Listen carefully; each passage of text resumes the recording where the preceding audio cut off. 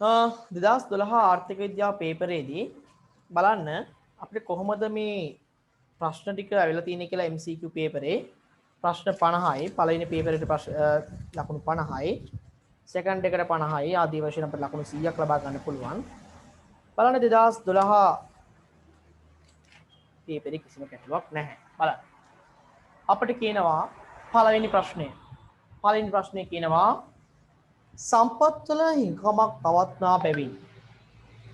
දැන් සම්පත් වල හිඟකමක් පවත්නා බැවින් කියලා කිව්ව ගමන් අපිට අනිවාර්යෙන්ම හිතේ වැවෙන්න ඕන මේ සම්පත් හිඟ කියන්නේ ඇයි? සම්පත් හිඟයි කියලා කියන්නේ ඇයි? හිඟයි කියලා කියන්නේ සීමිත නිසා. සීමිත නිසා විකල්ප භාවිත තියෙනවයි කියලා ඔලුවට එන්නත් ඕන සහ කැපකිරීමක් තියෙනවා ආවස්තික පිරිවැයක් තියෙනවා. ඔන්න ඔය දේවල් ඔලුවට නැගෙන්න ඕන. කැපකිරීමක් ඒවත් ආවස්තික පිරිවැයක් තියෙනවා කියන එක ඔලුවට නැගෙන්න ඕන. එතන මේකෙන් අහලා තියෙන්නේ මොකක්ද? මේකෙන් අහලා තියෙන්නේ සම්පත් වල හිඟකමක් පවත්නා බැවින් හා සෑම සමාජයක්ම මධ්‍යකල සැලසුම් කරන යාන්ත්‍රණය ක්‍රියාවට නංවන්න ඕනේ නැහැ.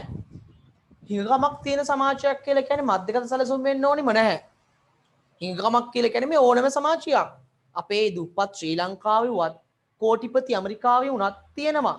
මේ සම්පත් හිඟකම කියලා කියන්නේ මේ වෙලාවේ මේ දැන් හිතන්න ඔයාට ඕන ඕගොල්ලන්ගේ මුළු වත්ත පිරෙන්න රත්තරන් පුරවල අහසට තරම් එච්චර රත්තරන් තියෙනවද? එච්චර රත්තරන් නැහැ. අන්න ඒක තමයි සම්පත් හිඟයි කියලා කියන්නේ. අන්න ඒකට තමයි සම්පත් හිඟයි කියන්නේ. ඒ කියන්නේ මේ දෙන ලද අවස්ථාව තුළ අපේ අසීමිත උවමනාවට සාපේක්ෂව සමාජ සතු සම්පත් සම්භාරයේ ප්‍රමාණවත් නැහැ. ඒකට අපි කියනවා හිඟවීම. හිඟ සම්පත් සම්භාරයේ ප්‍රමාණවත් නොවීම හිඟයි. එහෙනම් මේ හිඟකමක් කියන එක මොකද ඩොනල්ඩ් ට්‍රම්ප් ආවයි කියලා අරයාව මෙයාව කියලා මේක විසඳන්න පුළුවන්ද? මේක විසඳන්න බෑ. මේක විසඳන්න බෑ. එහෙනම් කිසිම ආර්ථිකයකට විසඳාලිය නොහැකි ප්‍රශ්නයක් ලෙස මේක අර්ථ ගන්නවන්න පුළුවන්. යා. සෑම සමාජයකම මධ්‍යගත සැලසුම් යාන්ත්‍රණයේ ක්‍රියාවට නැංවිය යුතුද? ඇරදී. පවත්නා සම්පත් විවිධ භාවිතයන් අතර බෙදා වෙන් කළ යුතු ආකාරය ආණ්ඩුව විසින් තීරණය කළ යුතුයි. යම් තාක් දුරකට හරි. මොකද පවත්නා සම්පත් විවිධ යාන්ත්‍රණවල දාන්න ඕනි කියලා ආණ්ඩුව කියන්න ඕනි නේ. 3 සෑම සමාජයක කිසියම් පිරිසක් දිලිඳුන් වශයෙන් ජීවත් විය යුතුය කියලා නීතියක් නැහැ. වෙන්න පුළුවන්. දැන් ඔයා දිලිඳෙක් මම දිලිඳෙක් කියලා ජීවත් වෙන්න ඕනේ නැහැ. ඒක වෙන්න පුළුවන්. ඇයි වෙන්නේ? සම්පත් හිඟකම නිසා නෙමෙයි. සම්පත් හිඟකම නිසා නෙමෙයි. සම්පත් කාර්යක්ෂම උපයෝජනය කරලා නැහැ. ඒකයි දිලිඳෙක් වෙන්නේ. එහෙනම් 3ක් නෙමෙයි. 4 සෑම සමාජයක්ම පවත්නා සම්පත්වල විකල්ප භාවිත අතර තේරීමක් සිදු කළ යුතුය. සෑම සමාජයක්ම පවත්නා සම්පත්වල විකල්ප භාවිත අතර තේරීමක් කළ යුතුයි. ඔව්. විකල්ප භාවිත අතර තේරීමක් කරන්න ඕනේ. ඒක තියෙනවා. ඊළඟ සමාජයේ පවත්නා සම්පත් ප්‍රමාණය ඒවා යොදාගත හැකි භාවිතයන්ගේ ප්‍රමාණයට වඩා වැඩි වන ඇත.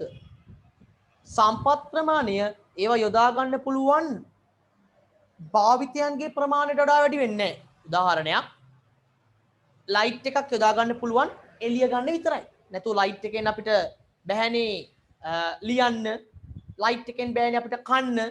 ඒක බෑනේ. එහෙනම් එක භාවිතයයි පුළුවන්. එහෙනම් ප්‍රශ්නයට අදාළව පළවෙනි උත්තරේ වැරදි, දෙවෙනි උත්තරේ වැරදි, තුන්වෙනි උත්තරයත් වැරදි සහ පස්වෙනි උත්තරයත් වැරදි. එහෙනම් නිවැරදි පුළු උත්තර වෙන්නේ 4. එතකොට එතනදී ඔයගොල්ලන්ගෙන් අහලා තියෙන්නේ සම්පත් හිඟකමේ ලක්ෂණ. මේ පේනවද? සම්පත් හිඟකමේ ලක්ෂණ. හරි? සම්පත් හිඟකමේ ලක්ෂණ. ඊළඟට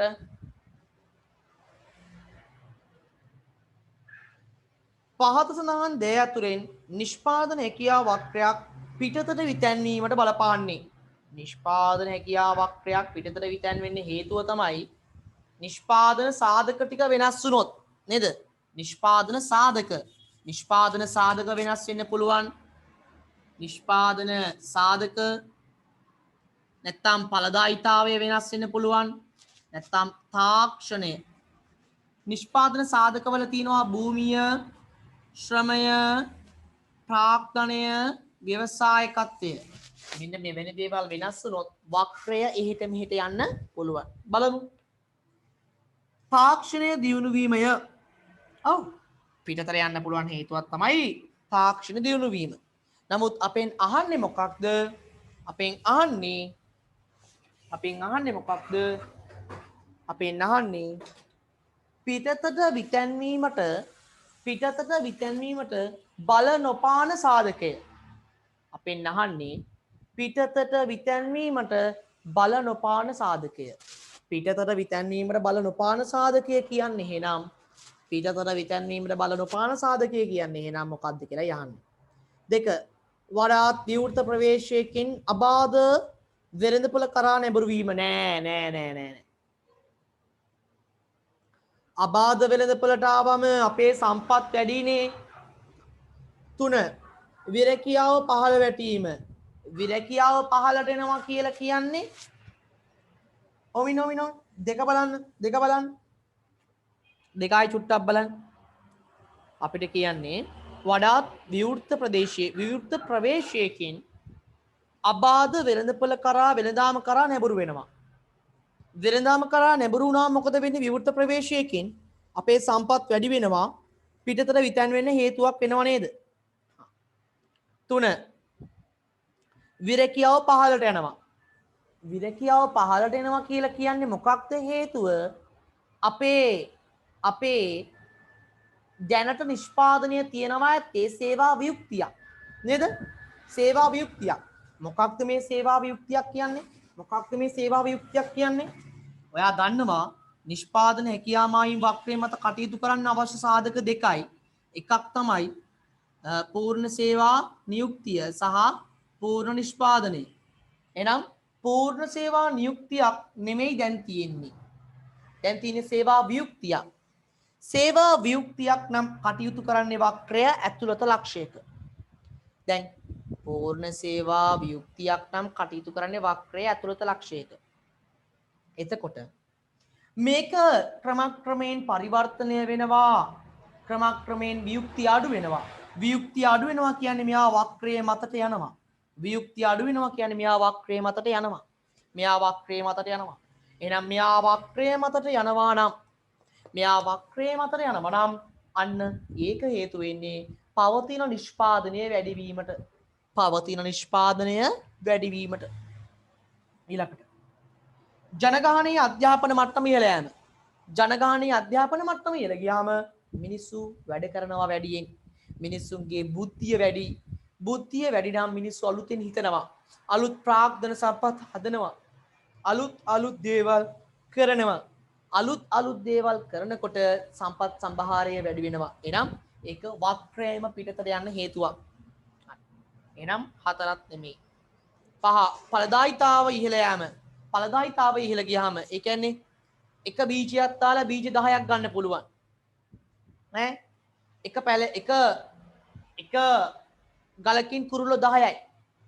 එන්න පුළුවන් ප්‍රතිලාභය වැඩි වෙනවා. ප්‍රතිලාභය වැඩි නම් වක්‍රය එළියට යනවා. එහෙනම් නිවැරදි උත්තරේ වෙන්නේ අංක 3. විරැකියාව පහළ වැටීම. විරැකියාව කියන එක බලපාන්නේ වක්‍රයට නෙමෙයි නිෂ්පාදනයට. වක්‍රයට නෙමෙයි නිෂ්පාදනයට. හරිද? නිෂ්පාදනයට. එහෙනම් එකත් හරි. ඊට පස්සේ බලන්න මොකද්ද කියන්නේ කියලා.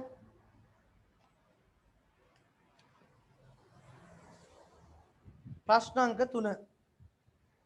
සියලුම නිෂ්පාදන කටයුතු සඳහා යොදා ගන්නු ලබන සම්පත් එකිනෙකට පූර්ණ ආදේශක වූහොත්. එකිනෙකට පූර්ණ ආදේශකයි කියලා කියන්නේ මොකක්ද? දැන් හිතන්න මම යොදා ගන්න සියලුම සම්පත් ටික එකිනෙක පූර්ණ ආදේශන. හරි? පූර්ණ ආදේශ. පූර්ණ ආදේශය කියන්නේ මොනවාද? මෙන්න x මේ y මේ x මෙයාගේ සම්පත් මෙයාට දාන්නත් පුළුවන් මෙයාගේ සම්පත් මෙයාට දාන්නත් පුළුවන්. පූර්ණ ආදේශිකයි කියලා කියන්නේ සරල රේඛීය නිෂ්පාදනය කියා මායිම් වක්‍රයක් තමයි එතන තියෙන්නේ.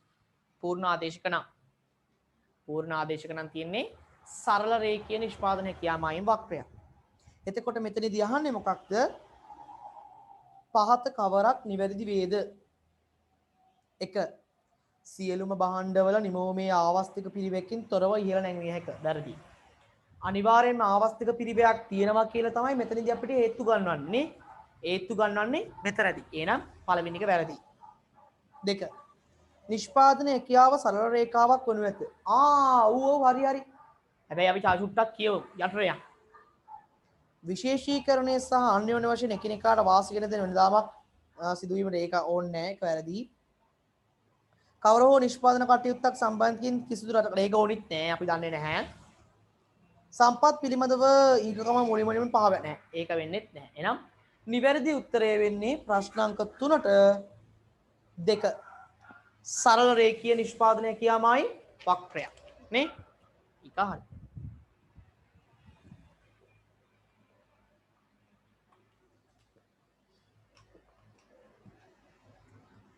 පහත සඳහන් ප්‍රශ්නාංක 4 පහත සඳහන් ඒවා අතුරින් සූක්ෂම ආර්ථික විද්‍යාත්මක මාතෘකාව වනුයේ. සූක්ෂමයි කියලා කියන්නේ මොකක්ද? සූක්ෂමයි කියලා කියන්නේ තනි අංශයක හෝ විචල්යක. සූක්ෂමයි කියලා කියන්නේ තනි අංශයක හෝ විචල්යක හැසිරීම අධ්‍යයනය කිරීම. තනි අංශයක හෝ විචල්යක හැසිරීම අධ්‍යයනය කරන ලබන්නා වූ විශේෂ ක්ෂේත්‍රයකට අපි කියනවා සූක්ෂම ආර්ථික විද්‍යාව කියලා. තනි අංශයක හෝ විචල්යක හැසිරීම අධ්‍යයනය කර ලබන්නා වූ විශේෂ ක්ෂේත්‍රයකට අපි කියනවා සූක්ෂම ආර්ථික විද්‍යාව. සාරවයි කියන්නේ සමස්ත ආර්ථික පද්ධතියේ ව්‍යුහය ක්‍රියාකාරීත්වය සහ හැසිරීම. ඒක සමස්ත ආර්ථික පද්ධතිය. ඒක සමස්ත ආර්ථික පද්ධතිය. මේක ඇවිල්ලා සූක්ෂමයි. සූක්ෂමයි කියලා කියන්නේ තනි අංශයක් ගැන සාකච්ඡා කරන්නේ. බලමු. පොලි අනුපාතිකය නැහැ සාරවයි. උද්දමන අනුපාතිකය සාරවයි. ඇමරිකා එක්සත් ජනපදයේ දළදේශීය නිෂ්පාදනය සාරවයි. ඇමරිකා එක්සත් ජනපදයේ දළදේශීය නිෂ්පාදනය ඒ රටේ සමස්ත නිමවුම ඒ රටට සාරවයි නේ. ඊට පස්සේ ශ්‍රී ලංකාවේ ව්‍යයකයේ අනුපාතය ශ්‍රී ලංකාවට සාරවයි. එහෙනම් අවසාන උත්තරය කිරි පිටි මිල ඉහළ යාම. ඔව් සූක්ෂමයි. හරි. ඒක හරි. පහත සඳහන් දෑ අතුරෙන් නොමිල භාණ්ඩයක ලක්ෂණයක් වන්නේ. නොමිල භාණ්ඩයක ලක්ෂණ අපි නිකන් ඔළුවේ තියාගෙන යම් ප්‍රශ්නෙට ආවස්තික පිරිවැය ශුන්‍යයි. වෙනත් භාවිතයක් සඳහා යොදා ගන්න බෑ. නේද? විකල්ප භාවිත නැහැ.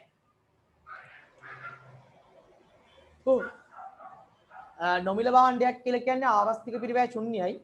වෙනත් භාවිතයක් කියලා කියන්නේ මෙහෙම. ඒක ස්වභාව ධර්මයේ දායාදයක්. වැස්ස වැහැලා හිඳිර යනවා. අපිට වැස්ස කියන එක වෙනත් භාවිතයකට යොදා ගන්න පුළුවන්. කොහොමද? පොල් කට්ටකට වතුර ටික එකතු කළා මදුරු පණුව බෝ කරන්න පුළුවන්. හැබැයි පොල් කට්ටකට මදුරු පණුව බෝ කරන්න මම පොල් කට්ට ගිහින් තියනවනේ. පොල් කට්ට ගිහින් තිබ්බැටි එතන මගේ මැදිහත් වීමක් තියෙන නිසා ඒක ආර්ථික ක්‍රියාකාරකමක් බවට පත් වෙනවා. හරි? එහෙනම් මගේ කිසිදු මැදිහත් වීමකින් තොර වූ දෙයක් තමයි මේ නොමිල දේවල් කියලා කියන්නේ. එමෙදු භාණ්ඩයක් සැපීමේදී ආවස්තික පිරිවැයක් ඇති නොවීම. හරි. 2. එමෙදු භාණ්ඩයක පරිභෝජනය සමාජීය වශයෙන් හිතකර වේ යයි සලකුණු ලබන නිසා ඒවා සාමාන්‍ය රජය විසින් සැපීම නෑ. රජය නෙමෙයි කවුරු සැපෙව්වත් ඒක නොමිලයි. ඒක සපයනකොට අනිවාර්යයෙන්ම මෙයා ස්වභාව ධර්මය. රජය සපයනවායි කියලා කියන්නේ ඒක කොහේ හරි පිරිවැයක් දරලා තියෙනවා. 3. එබඳු භාණ්ඩයක පරිභෝජනය හෝ නිෂ්පාදනයේ බාහිරතා බී නොවීම. ඇයි නැත්තේ? වහිනකොට වැස්ස නිසා කී දිනෙකට අපහසුතාව ඇති වෙනවද? අන්න වැස්ස නිසා බාහිරතා. ඇයි? ගම් වතුර නිසා බාහිරතා ඇති වෙන්නේ නැද්ද? ඇති වෙනවා. එහෙනම් තුන්වෙනි උත්තරේ වැරදි. 4. එබඳු භාණ්ඩයක සැපයුම පූර්ණ වශයෙන් අනම්‍ය වීම. පූර්ණ වශයෙන් අනම්‍ය වීම. ඔව්. එබඳු භාණ්ඩයක එබඳු භාණ්ඩයක් පූර්ණ වශයෙන් අනම්‍ය වෙන්න පුළුවන්. ඔව්. එබඳු භාණ්ඩයක් සැපයුම පූර්ණ වශයෙන් අනම්‍ය වෙන්න පුළුවන්. කිසි ප්‍රශ්නයක් නැහැ. නේද? එබඳු භාණ්ඩයක සැපයුම පූර්ණ වශයෙන් අනම්‍ය වෙන්න පුළුවන්. හැබැයි අපිට ඒක හරියටම ගන්න බෑ. එබඳු භාණ්ඩයක සැපයුම පූර්ණ වශයෙන් අනම්‍ය වීම. නොමිල භාණ්ඩයක් කියන එකේ සැපයුම පූර්ණ වශයෙන් අනම්‍යයි. දැන් බලන්න නොමිල භාණ්ඩයක් වැස්ස පූර්ණ වශයෙන් අනම්‍යයි කියලා කියන්නේ මොකක්ද? ප්‍රමාණක්ෂයෙන් තමයි පටන් ගන්න. ප්‍රමාණක්ෂයෙන් ඉහළ යනවා. මිලත් එක්ක මිල බිඳුවේදීවත් සැපයීමක් තියෙනවා කියලා තමයි කියන්නේ. එහෙනම් බොහෝ දුරට නොමිල භාණ්ඩ සම්බන්ධයෙන් ඒක නිවැරදි. ඒක නිවැරදි නේද? මිලත් එක්ක කිසිදු සම්බන්ධතාවයක් නැහැනේ. බොහෝ දුරට නිවැරදි. තන්නේ නෑ මම තාම. කිව්වේ නෑ. මේ නිවැරදි. බොහෝ දුරට නිවැරදි. පූර්ණ අනම්‍යයි කියන්නේ මේකනේ. පූර්ණ අනම්‍යයි කියන්නේ මේක. බොහෝ දුරට නිවැරදි. ඊළඟ එබඳු භාණ්ඩයක නිෂ්පාදනය හීනවන අන්තික ඵලදායිතා නීතිය රැවීම නෑ. වැරදි. එහෙනම් අපිට දැනට උත්තරවලට ආවේ 1 සහ 4. ඉතින් 1 සහ 4 නොමිල භාණ්ඩයක් කියලා කියන්නේ අපෙන් අහන්නේ ලක්ෂණයක්නේ. එහෙනම් අපි ලක්ෂණයක් දෙමු මොකක්ද? නොමිල භාණ්ඩයක ආවස්තික පිරිවැයක් ඇති නොවීම නේද? එවැනි භාණ්ඩයක ආවස්තික පිරිවැයක් ඇති නොවීම කියන එක යටතේ අපි ඒකේ ලක්ෂණය නම් කරමු. එහෙනම් උත්තරය අංක 1. උත්තරය අංක 1. හරි. උත්තරය අංක 1. ඊළඟට 6 වෙනි ගාන. නිදහස් වෙළඳපොළ ආර්ථික පද්ධතියක මූලික අංගයක් වනුයේ නිදහස් වෙළඳපොළ ආර්ථික පද්ධතියක ලක්ෂණ කියමු බලන්න. ලක්ෂණ පෞද්ගලික දේපල අයිතිය, නිදහස් ව්‍යවසායකත්වය සහ තේරීම, මිල ක්‍රමයක් ක්‍රියාත්මක වීම, රජයේ මැදිහත් වීම අඩුයි නේ, රාජ්‍ය නිර්බාධවාදයක් තියෙන්නේ. තව මොනවාද? දේපල රිසිසේ භාවිතා කරන්න පුළුවන්. තව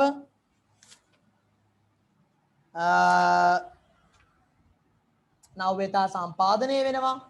තරඟකාරීත්වයක් තියෙනවා. ඒ වගේ විවිධමය වූ අපට ලක්ෂණයන් ගන්න පුළුවන් මෙන්න මේ නිදහස් වෙළඳපොළ ආර්ථිකයක. නමුත් මෙතන අහන ඒවා බලමු. ආණ්ඩුවේ මැදිහත් වීම ඉතා ඉහළ මට්ටමක තිබීම නෑ. සම්පත් පිළිබඳ පොදු හිමිකාරීත්වය නෑ. පෞද්ගලික දේපල ක්‍රමය වෙළඳපොළ ආර්ථිකයේ ක්‍රියාත්මක වන්නේ පෞද්ගලික දේපල හිමිකම තමයි. 4 මධ්‍යගත සැලසුම් අධිකාරිය විසින් වැටුප් සහ නෑ මධ්‍යගත සැලසුම් ඉන්නේ මේ නිදහස් වෙළඳපොළේ නෙමෙයි. 5 අවශ්‍ය කරන කුසලතා සහිත සේවකයන් බඳවා ගැනීමේදී සේව්‍ය පක්ෂය විසින් රාජ්‍ය ආයතන වලින් උපදෙස් ලබා ගැනීම නෑ. ප්‍රයිවට් නේ. ප්‍රයිවට් නම් ප්‍රයිවට්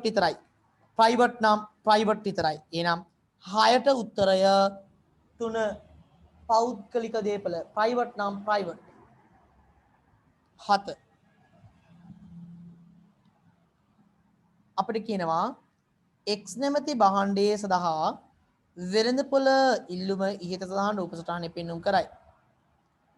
A ලක්ෂයේ සිට B ලක්ෂයේ කරා A ලක්ෂයේ සිට B ලක්ෂයේ කරා ගමන් කිරීමට බලපෑ සාධකය වනුයේ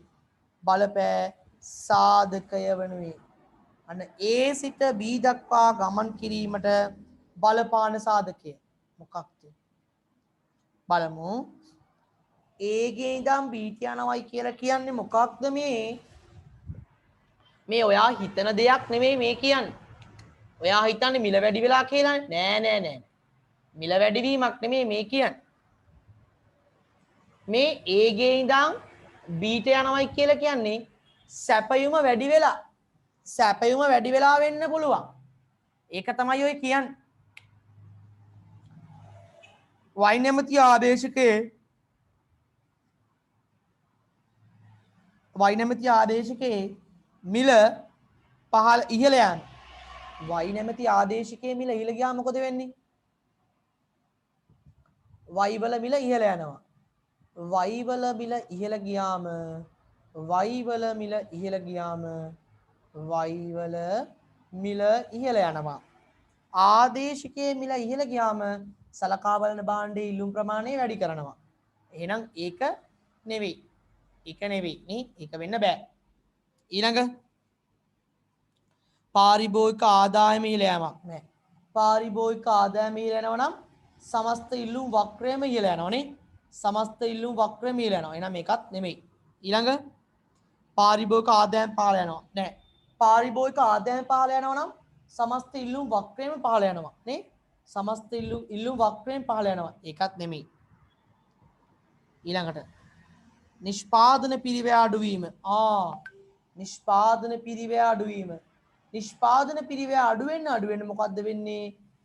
සපයන එක වෙළඳපොළට වැඩි වෙනවා නේද? නිෂ්පාදන පිරිවැය අඩු වෙන්න වෙළඳපොළට සපයන එක වැඩි වෙනවා. එහෙනම් උත්තරයක් දිහට අපිට ඒක බාර ගන්න පුළුවන්. සහ අවසානයේ කියනවා x භාණ්ඩයේ සැපයීම අඩුවීම නෑ. වැරදි. එහෙනම් උත්තරය වෙන්නේ 4. x භාණ්ඩයේ නිෂ්පාදන පිරිවැය අඩුවීම. 8. කිසියම් භාණ්ඩයක සැපයුම් වක්‍රය වමට විතැන් කිරීමේලා බලපානුයේ කුමක්ද? වමට. ඒ කියන්නේ ඇතුළට. නිෂ්පාදන පිරිවැය ඉහළ යෑම. ඔව්. පිරිවැය පහළ යෑම නෑ. භාණ්ඩයේ මිල ඉහළ යෑම නෑ. භාණ්ඩයේ මිල පහළ යෑම නෑ. ඉල්ලුම අඩුවීම. එහෙනම් අපෙන් අහන්නේ මෙම භාණ්ඩයේ ඉල්ලුම අඩුවීමට. එහෙම නැතුව ඉල්ලුම නවත්තන්නවත් නේ. ඉල්ලුම නවත්තන්න නෙමෙයි. අපෙන් අහන්නේ මෙම භාණ්ඩයේ නිෂ්පාදන සැපයුම් වක්‍රයේ වමට විතැන් වෙන්න. සැපයුම් වක්‍රයේ වමට විතැන් වෙන්න. එහෙනම් නිෂ්පාදන පිරිවැය වැඩි වුණොත් විතරයි. එහෙනම් උත්තරය අංක 1. ඊළඟ 9. අනෙකුත් කරුණු නොවෙනස තිබියදී සහල් මිල අඩු විට සහල් සඳහා Taman වැය කර ලබන්නා වූ මුළු මුදල නොවෙනස පවතින බව සිතන්න. පාරිභෝගිකයෙකු විසින් නිරීක්ෂණය කරයි. මේ වෙනස් වීම සම්බන්ධයෙන් එළඹිය හැකි නිවැරදි නිගමනය වන්නේ. බලන්න මොකක්ද කියන්නේ කියලා. සහල් මිල අඩුයි. වැය කරන මුළු වියදම වෙනස් වෙන්නේ නැහැ. සහල් වියදම අඩු වුණාට වියදම වෙනස් වෙන්නේ නැහැ.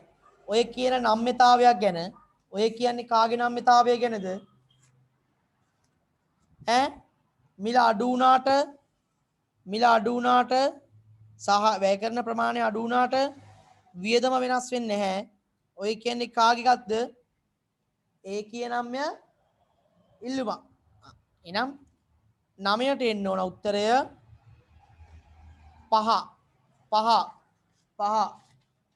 බලන්න සහල් සඳහා පාරිභෝගිකයන්ගේ ඒකීය මිල නම්‍යතාවයක් නිරූපණය කරයි. ඒකීය මිල නම්‍යතාවයක් නිරූපණය කරයි.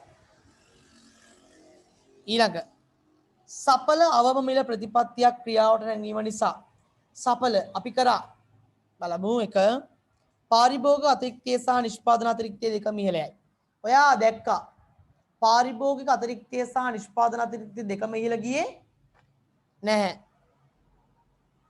පාරිභෝගික අතිරික්තය ඉහළ නැගෙන අතර නිෂ්පාදන අතිරික්තය පහළ බස් නෑ. එහෙම නෑ.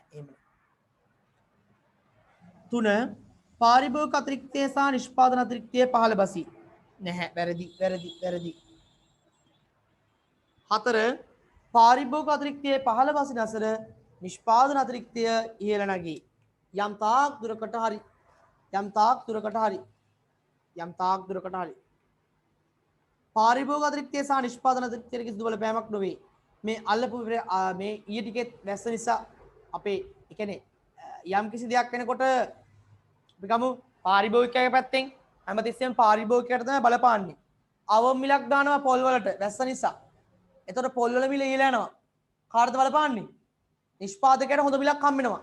හැබැයි පාරිභෝගිකයට අසාධාරණයක්. එනම් උත්තරය කිසිම දෙයක් නෙමෙයි. උත්තරය 4. උත්තරය 4. පාරිභෝගික අතිරික්තය පහළ බහිනවා. ඇයි? පාරිභෝගික වාසිදායකත්වයේ බිඳ වැටෙනවා සහ නිෂ්පාදන අතිරික්තය ඉහළ.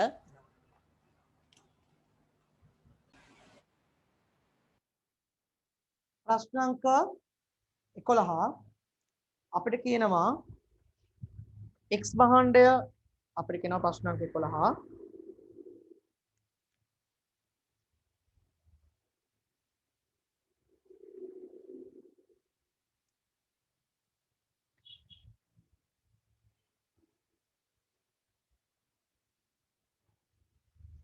අපිට කියනවා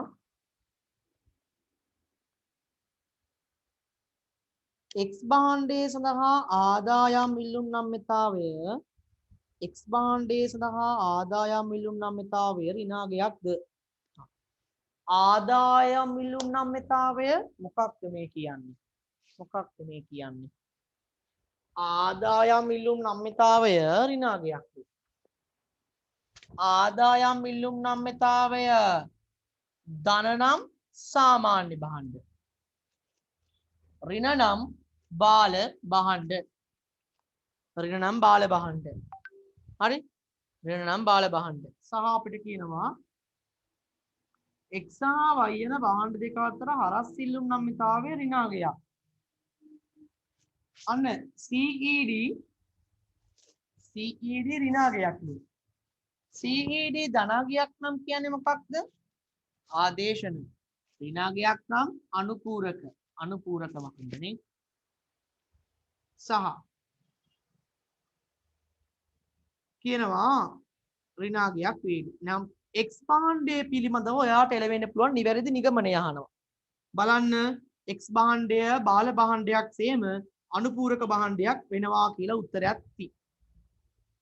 x සාමාන්‍ය වැරදි 1 වැරදි 2 x සාමාන්‍ය වැරදි 3 x බාල ඔව් නමුත් y භාණ්ඩ සඳහා ආදේශකයක් නොවේ 3 වැරදි 4 x බාල භාණ්ඩයක් වේ x බාල භාණ්ඩයක් වේ සහ y භාණ්ඩය සමග අනුපූරක සම්බන්ධතාවයක් වෙනවයි. එනම් උත්තරය 4. ඊට පස්සේ 12 බෝතල් කරන ලද පානීය ජලය සඳහා ඉල්ලුම බෝතල් කරන ලද පානීය ජලය සඳහා ඇති ඉල්ලුම සාපේක්ෂ වශයෙන් මිල 9 වෙතයි සලකන්න. මෙවැනි තත්ත්වයක් යටතේ බෝතල් කරන ලද පානීය ජලයෙහි සැපයීමේ වැඩිවීමක් සිදු වුවොත් පහසුදාන් කවරක් තත්ත්වයක් ඇති වේද? බෝතල් කරන ලද පානීය ජලය සඳහා ඇති ඉල්ලුම සාපේක්ෂ වශයෙන් මිල 9යි. මිල 9යි. ඔන්න බලන්න මිලත් එක්ක අයභාරයේ තියෙන සම්බන්ධතාවය. මිලත් එක්ක අයභාරයේ තියෙන සම්බන්ධතාවය. මිලත් එක්ක නම්‍ය භාණ්ඩයක්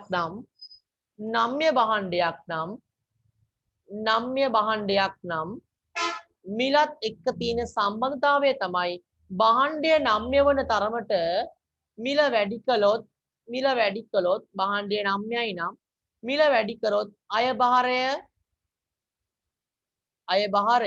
පහළ වෙනවා. මිල අඩු කළොත් අයභාරය වැඩි වෙනවා. නම්‍ය භාණ්ඩයක. හැබැයි අනම්‍ය භාණ්ඩයක ඔකේ අනිත් පැත්ත. අනම්‍ය භාණ්ඩයක මිල වැඩි නම් ආදායමත් වැඩි. හරිද? මිල වැඩි නම් ආදායමත් වැඩි. එහෙනම් මෙතනදී මොකක්ද බලන්න වෙන්නේ? අපිට කියන්නේ පානීය ජල සැපයීම වැඩි වුවහොත් ඒ කියන්නේ පානීය ජල සැපයීම වැඩි වුවොත් මොකක්ද වෙන්නේ කියලා අපෙන් අහනවා. බලන්න පානීය ජලය වැඩි වුණොත් එහෙම මොකක්ද වෙන්න පුළුවන් තත්ත්වය? පානීය ජලය සැපයුම වැඩි නම් කිසිදු ප්‍රශ්නයක් නැහැ නේද? අපේ අයභාරය වැඩි වෙන්නට පුළුවන් නේද? අපිට කියන්නේ සාපේක්ෂ වශයෙන් මිල 9යිනේ. සාපේක්ෂ වශයෙන් මිල 9යි. හරි? සාපේක්ෂ වශයෙන් මිල 9යි. එහෙනම් ජල සැපයුම වැඩි කියලා කියන්නේ අනිවාර්යයෙන්ම මොකක් හරි වැඩි වෙලා. හරි වැඩි වෙලා. අපිට හිතන්න පුළුවන් ආදායම වැඩි උනායි කියලා. ඇයි? සාපේක්ෂ වශයෙන් මිල වැඩි නම් අපි දන්නවා මිල වැඩි තත්ත්වයක ආදායම වැඩි කරගන්නේ කොහොමද කියලා.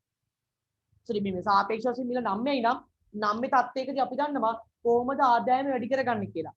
ආදායම වැඩි කරගන්න නම් මිල අඩු කරන්න ඕන නේද? මිල අඩු කරන්න ඕන නේද? එහෙනම් ජල සැපයීම වැඩි වුවහොත් මුළු අයභාරය ඉහළ යනවා. මුළු අයභාරය ඉහළ යන්නේ මිල 9 නිසා. ජල සැපයීම වැඩි වුවොත් මුළු අයභාරය ඉහළ යනවා මිල 9යි. එහෙනම් එක හරි දෙක මුළු අයභාරයේ පහළ හෙළමින් නැහැ. සැපයීම වැඩි වුණොත් එහෙනම් මුළු අයභාරය ඉහළ යනවා. 3 බෝතල් කලඳ පානීය ජලය අධි සැපීමක් හටගන්නේ නැහැ. මිනිස්සු බොන්න වතුර බොන්න ආසයි. බෝතල් කලඳ පානීය ජලය සඳහා අධි ඉල්ලුමක් හට ගැනීම නැහැ. ඊළඟට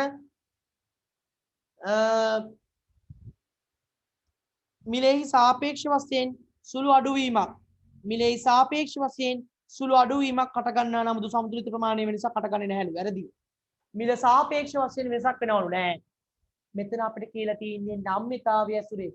මිල 9යි නම් අයභාරය වැඩි වෙන්න තමයි අපි හැමෝම බලන් ඉන්නේ.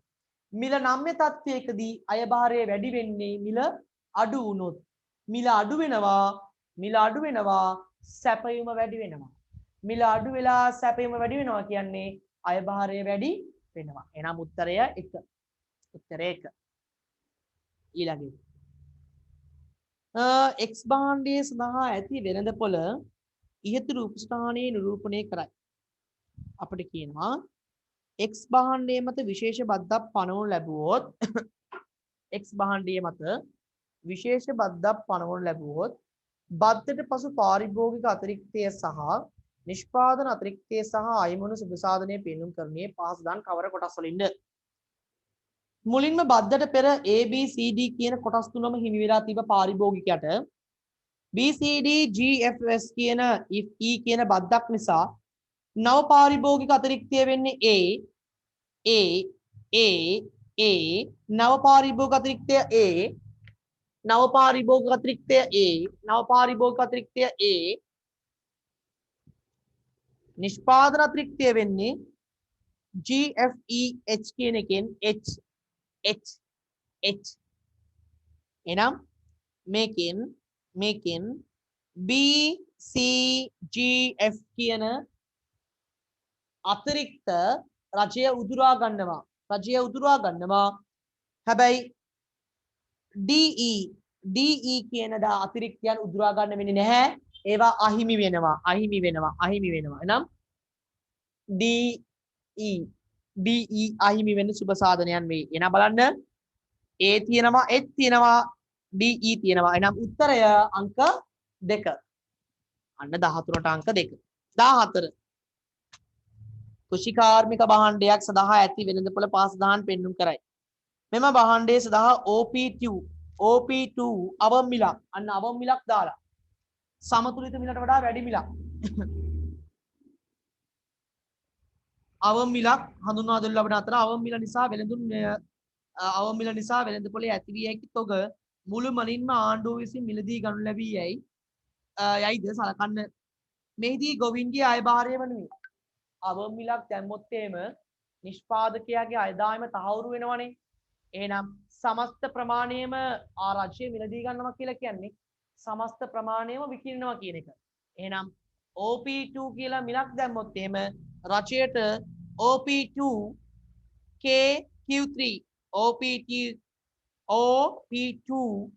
KQ3 කියන සමස්ත අයභාරයක් හොයාගන්න පුළුවන්. එහෙනම් උත්තරය අංක 1.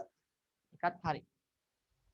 15 එක්තරා ආයතනයක x නැමැති නිෂ්පාදනය කිරීම සඳහා ස්ථාවර යෙදවුම් පමණක් සමග විචල් යෙදවුම් ප්‍රමාණයක් සමග ස්ථාවර ප්‍රාග්ධන යෙදවුම් ප්‍රමාණයක් සමග විචල්්‍ය ප්‍රාග්ධන යෙදවුම් ප්‍රමාණයක් සේවා නියුක්ත කරමින් කරයි. මේදී ශ්‍රමයට ගෙවනු ලබන්නේ දෛනික වැටුප ඉහළ දානවා. ශ්‍රමයට ගෙවන දෛනික වැටුප ඉහළ ගියා කියලා කියන්නේ මුළු විචල්්‍ය පිරිවැය වැඩි වෙනවා. ශ්‍රමයට ගෙවන දෛනික වැටුප ඉහළ ගියා කියලා කියන්නේ මුළු විචල්්‍ය පිරිවැය වැඩි වෙනවා. හැබැයි ස්ථාවර පිරිවැය වෙනසක් වෙන්නේ නැහැ. සහ මුළු පිරිවැයත් වැඩි වෙනවා.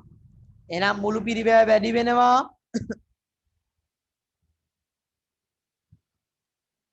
වැඩි වේ කියලා තියෙන 3 4 5 ස්ථාවර පිරිවැය වෙනස් වෙන්නේ නැත්තේ 4. එහෙනම් උත්තරය 4. උත්තරය 4. 16 පූර්ණ තරංකාරී වෙළඳපළක් තුළ කටයුතු කරන නිෂ්පාදන ආයතනයක ආන්තික අයභාරයේ නිවැරදිව දැක්වෙන ප්‍රකාශය පහත් ස්ථාන අතරින් කවරක්ද? ආන්තික අයභාරය කියලා කියන්නේ මොකද්ද? පූර්ණ තරංකාරී ආයතනයක ආන්තික අයභාරය කියලා කියන්නේ එක් භාණ්ඩයක් විකුණන්නේ පැවරුණු මිලකට. එහෙනම් එක් භාණ්ඩයකින් ලැබෙන මිලම තමයි ආන්තික අයභාරය කියලා කියන්නේ. එහෙනම් ඒක සමාන වෙනවා භාණ්ඩයේ මිලට.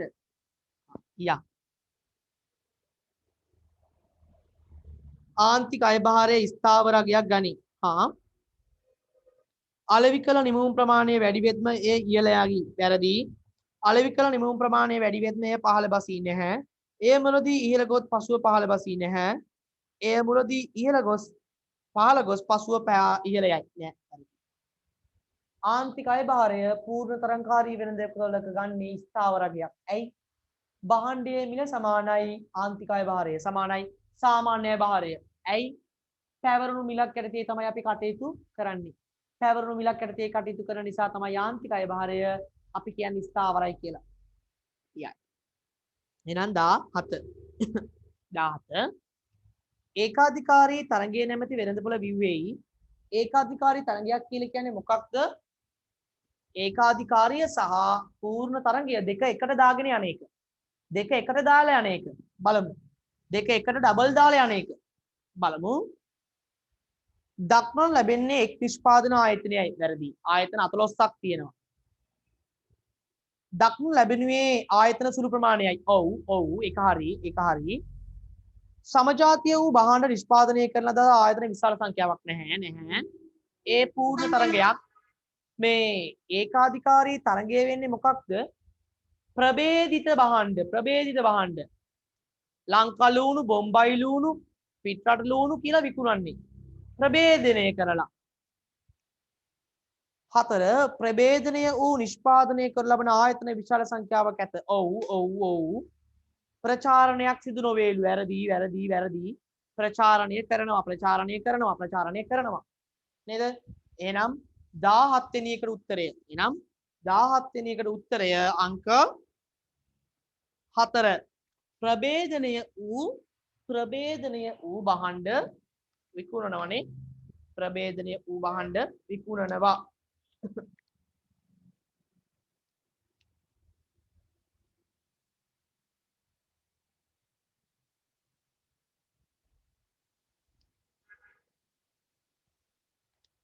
හරි. 18 දලදේශීය නිෂ්පාදනය අපිට කියනවා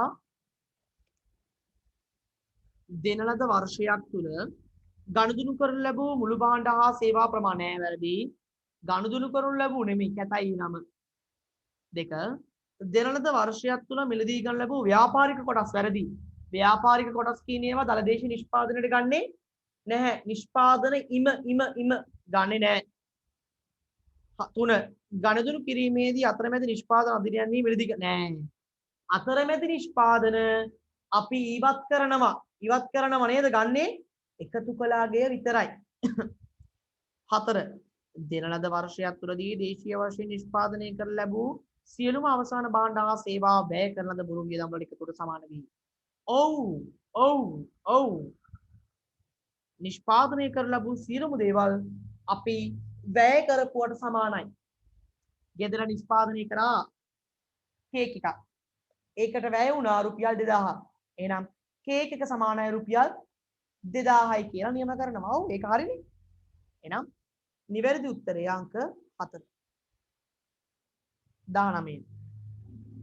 ව්‍යාපාර චක්‍රයක ප්‍රසාරණාත්මක අධීරයේදී බොහෝ දුරට සිදුවීමට ඉඩ ඇත්තේ. ප්‍රසාරණය වෙනවයි කියලා කියන්නේ මෙන්න මේක බලන්න. ප්‍රසාරණය වෙනවයි කියලා කියන්නේ මෙන්න මෙහෙම. මෙන්න මෙතන ඉඳන් මෙතනට ගමන් කරනවා. ප්‍රසාරණය වෙනවයි කියලා කියන්නේ ඒක. ප්‍රසාරණය වෙනවා කියලා කියන්නේ අපේ සියලුම දේවල් වැඩි වෙනවා. සියලුම දේවල් වැඩි වෙනවා. මොනවාද සියලුම දේවල්? පූර්ණ සේවා නියුක්තිය, නිෂ්පාදනය, ආදායම ඔය ඔක්කොම වැඩි වෙනවා. බලන්න. 19. මූර්ත දලදේශීය නිෂ්පාදන ඉහළ යාම සහ සේවා වියුක්තිය අඩුවීම. ඔව්. සේවා වියුක්තිය අඩුයි කියන්නේ නියුක්තිය වැඩි කියන එක. ඔව් ඒක තමයි උත්තරේ. අනිත් ඒවා තේරුමක් නැහැ. 20 දලදේශීය නිෂ්පාදනය ගණනය කිරීමේදී පහත සඳහන් දෑ අතුරෙන් එක් අයිතමයක් හැර අන් සියල්ල බැහැර කෙරේ. එලෙස බැහැර නොකෙරෙන අයිතමය අතරමැදි යෙදවුම් බැහැර කෙරේ. සලකා බලන වර්ෂයේ සියලුම නිවාසික ඉදිකරන ලද සියලුම නිවාසවල වටිනාකම ඇතුළත් කෙරේ. අලුත් ඒකකයේ යටතේ ඇතුළත් කෙරේ. පාවිච්චි කරන ලද භාණ්ඩ හා සේවා ඉවත් කෙරේ. ශුද්ධ වශයෙන් මූල්‍යමය ස්වරූපයක් ගන්නා ඉවත් කෙරේ. ආණ්ඩුවෙන් ලබා දෙන සානාධාර ඉවත් කෙරේ. එහෙනම් හරි සරලයි. එහෙනම් ගණනිකාවද සලකා බලන කාලච්ඡේදය ඇතුළේ ඉදිකරන ලද සියලුම නිවාසවල වටිනාකම.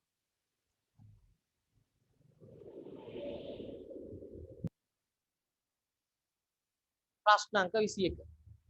අපිට කියනවා තොරතුරු ටිකක් දීලා වෙළඳපොළ මිල යටතේ ශුද්ධ දේශීය නිෂ්පාදනය ගණනය කරන්න. මුලින්ම ශුද්ධ දේශීය නිෂ්පාදනය ගණනය කරන්න කලින් දල දේශීය නිෂ්පාදනය ගණනය කරමු. යක්. ආණ්ඩුවේ මිලදී ගැනීම. ඔව්. දේශීය නිෂ්පාදනය ගණනය කරන්න සූත්‍රයක් තියෙනවා. CIG කියලා. බලන්න. C තියෙනවා පෞද්ගලික පරිභෝජනය 2200යි රාජ්‍ය පරිභෝජනය 500යි ආයෝජන 400යි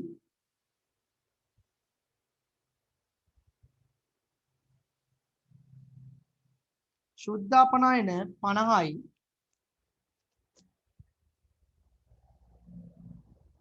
හරි මේ ටිකනේ බලමු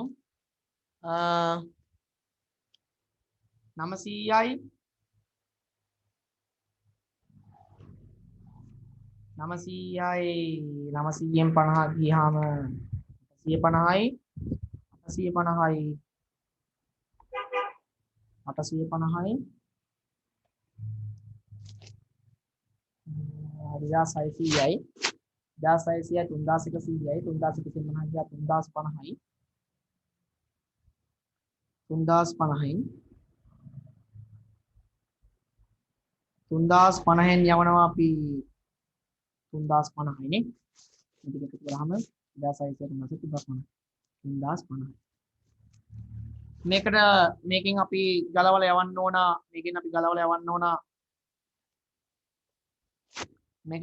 යවන්න ඕන මොනවද දලයේ සුද්ධ කරන්නේ ෂය ගයින්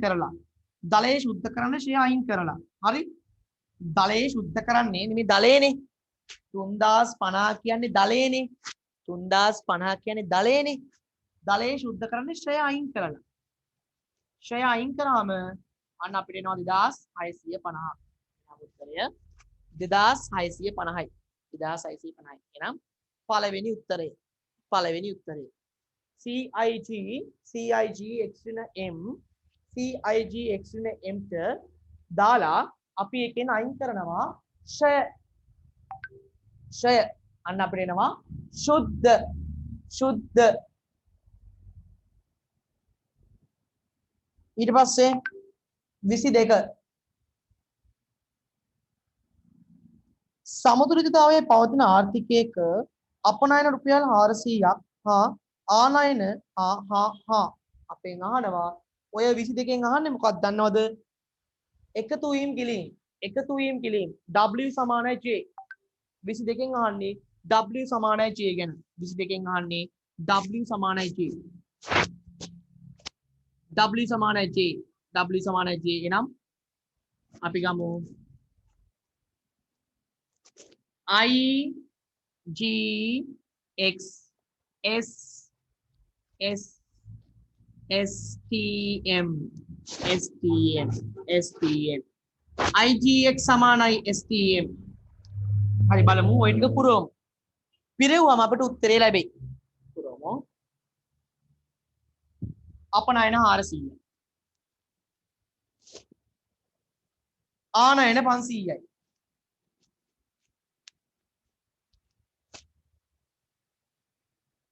බදු මිලියන 1200යි. ටැක්ස් එක 1200යි. ආණ්ඩුවේ මිලදී ගැනීම 1500යි. ඉතුරුම් 1000යි. ඉතුරුම් 1000යි. එහෙනම් නැත්තේ කවුද? I විතරයි නැත්තේ. I විතරයි නැත්තේ. නේද? එහෙනම් අපිට I හම්බෙයි. හොයමු. 1000යි 1200යි 2700යි 1900යි ධන I.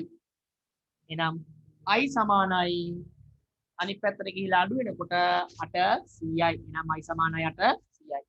උත්තරය 2. උත්තරය අංක 2. උත්තරය අංක 2. උත්තරය අංක 2. ඊට පස්සේ අපිට කියනවා 23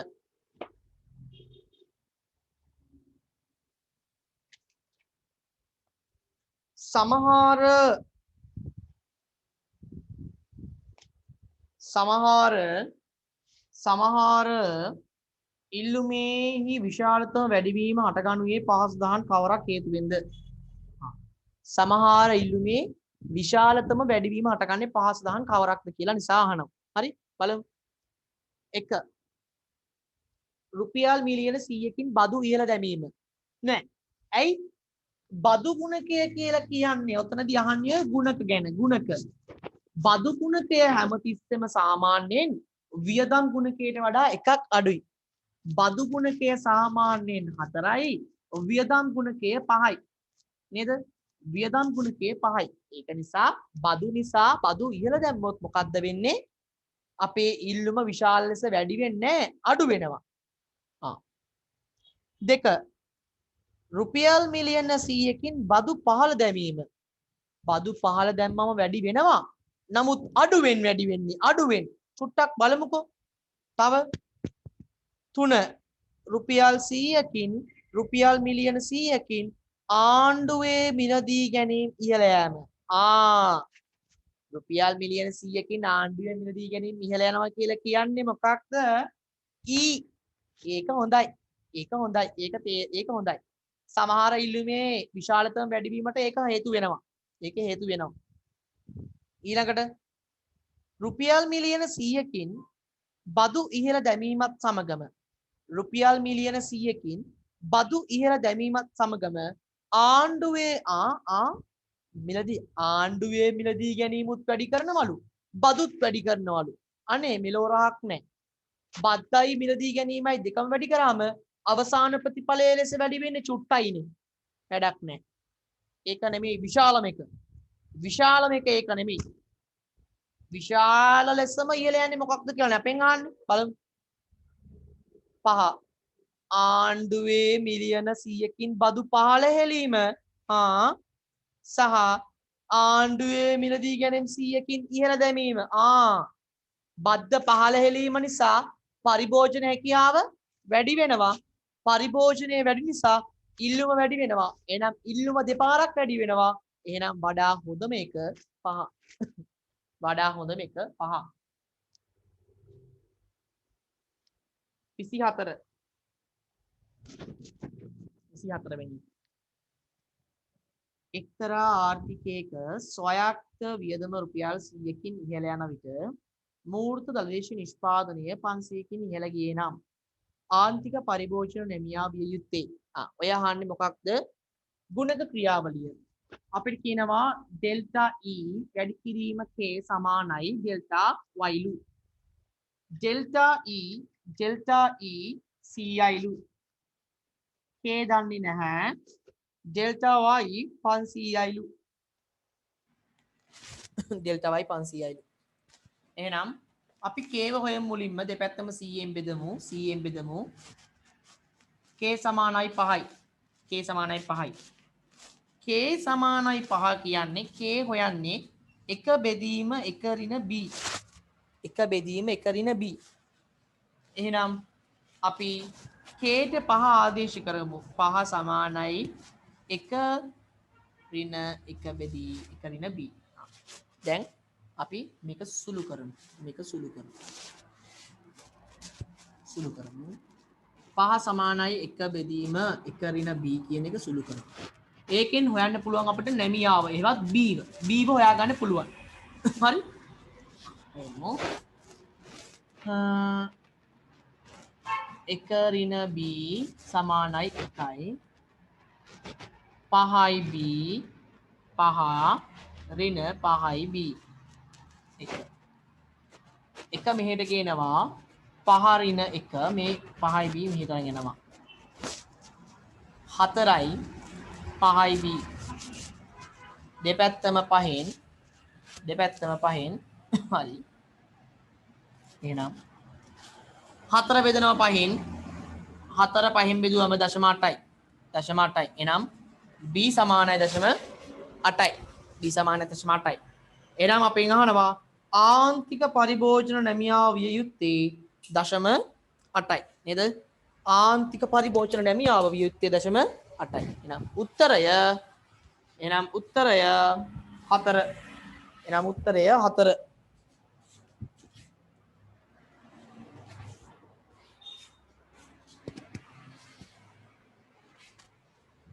එහෙනම් උත්තරය 4 නේ. හරි. එහෙනම් උත්තරය 4. ඊට පස්සේ මොකද්ද කියන්නේ බලන්න. 24ට 4. 25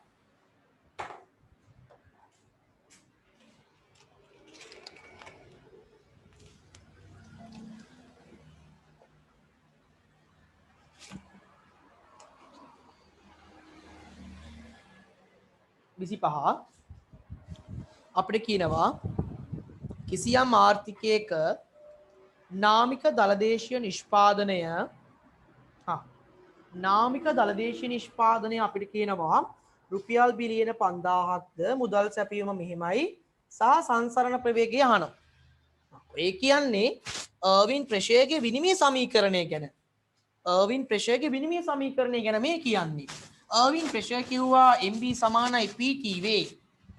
අර්වින් ප්‍රෙෂර් කිව්වා MV සමානයි PTV කියලා අර්වින් අයියා කිව්වා. සූත්‍රේ මෙන්න මෙතනට එනවා.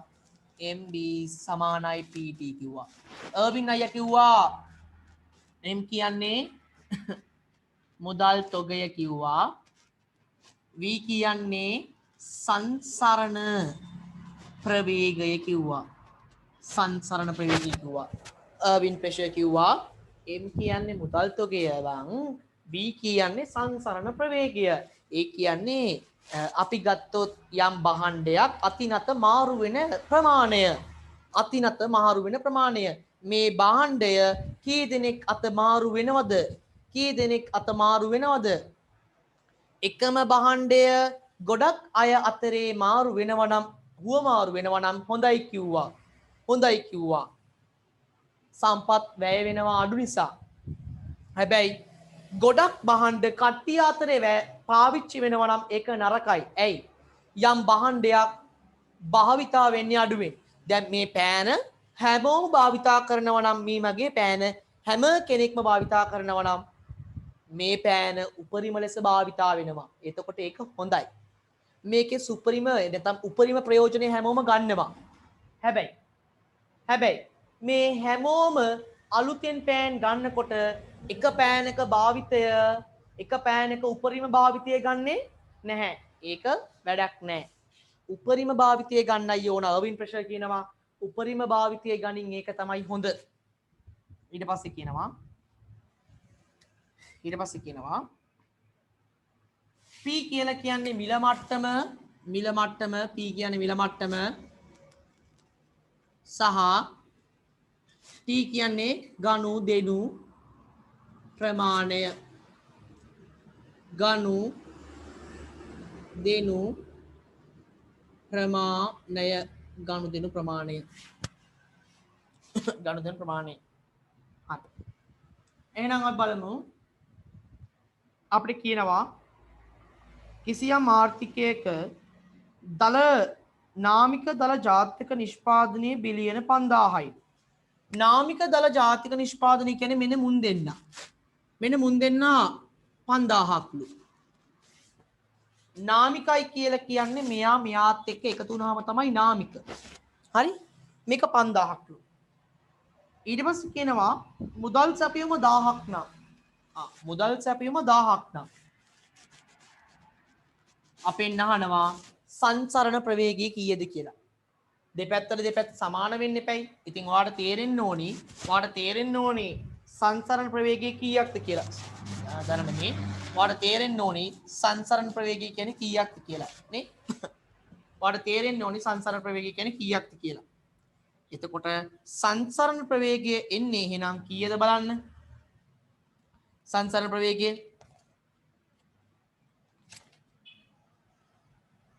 සංසරණ ප්‍රවේගය නම් එන්න ඕන. සංසරණ ප්‍රවේගය නම් එන්න ඕන කීයද? 5යි. ඇයි මම 5ක් කියලා ගත්තේ? හොඳට මතක තියාගන්න මේ MV සමානයි PT කියන විනිමය සමීකරණේ තියෙන්නේ ඉලක්කම්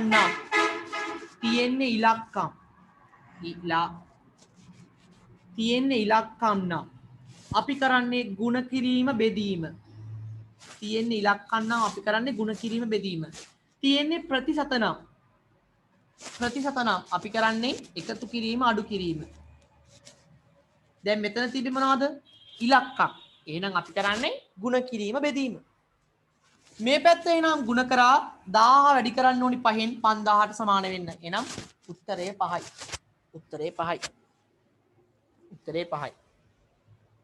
එහෙනම් 25ත් හරි. ඊළඟට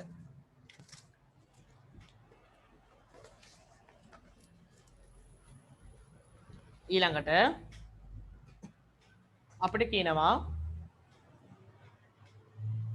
26 එක්තරා ආර්ථිකයක විවිධ සමහර ඉල්ලුම් මට්ටම් වලට අනුරූප විවිධ සමතුලිත ආදායම් මට්ටම පහසු සඳහන් රූප සටහනක පෙන්눔 කරනවලු. මෙම ආර්ථිකයේ පූර්ණ සේවා නියුක්ති මට්ටම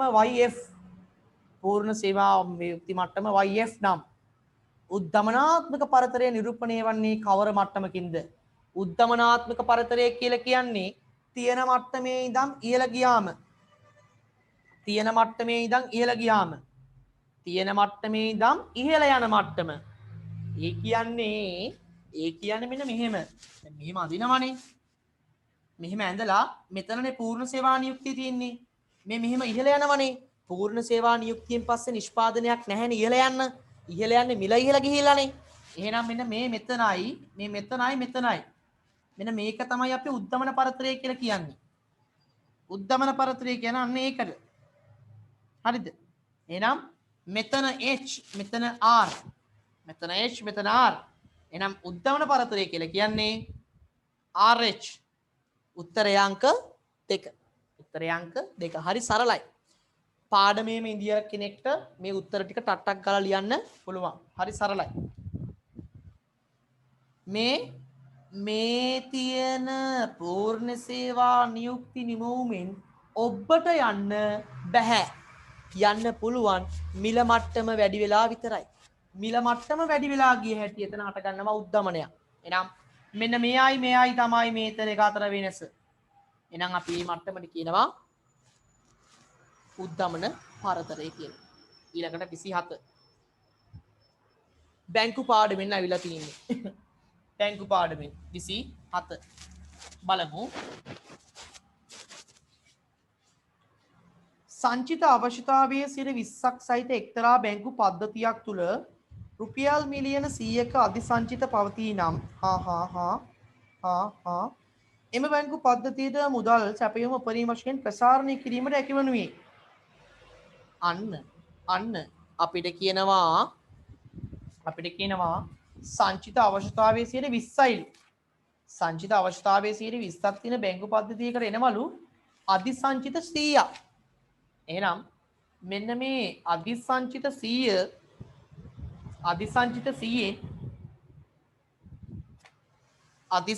100න් අපිට කියනවා කොච්චරක් ණය සපයන්න පුළුවන්ද?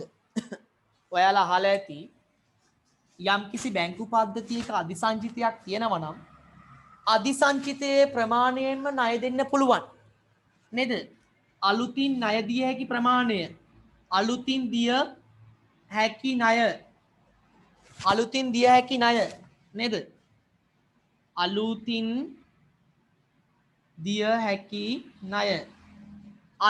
දිය හැකි ණය සමානයි.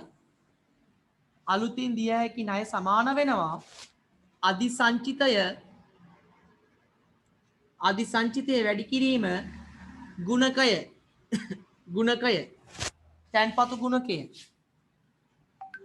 තැන්පතු ගුණකය නේද? අධිසංචිතය වැඩි කිරීම තැන්පතු ගුණකය. අධිසංචිතය කීයද? 100යි නේද? ඔව්. ගුණකය හොයන්නේ R සමානයි එක බෙදී R සමාන අපිකම ගුණකය සමානයි එක බෙදීම R එක බෙදීම 0.2 එනම් 5යි. වැඩි කරා 5න් එනම් 500යි. මුදල් සැපයුම 500කින් උපරිම වශයෙන් වැඩි කරන්න පුළුවන්. එහෙනම් උත්තරය අංක 4. හරි. ඊට පස්සේ 28 වෙනි එක 2012 28 වෙනි ප්‍රශ්න. ව්‍යවහාර මුදල් ළඟ තබා ගැනීම සඳහා මහජනතාවගේ ඇති කැමැත්ත වැඩි වුවහොත් ව්‍යවහාර මුදල් ළඟ තබා ගන්න මහජනතාව වැඩිපුර කැමැති වුණොත් එහෙම ආර්ථිකයේ මුදල් සැපයීම වැඩි වෙනවද? නැහැ. එහෙනම් මුදල් මැවීම අඩු වෙනවනේ. ආර්ථිකයේ මුදල් මැවීම අඩු වෙනවා. නේද? ආර්ථිකයේ මුදල් මැවීම අඩු වෙනවා. බලමු. අපිට මොකක්ද අහන්නේ කියලා.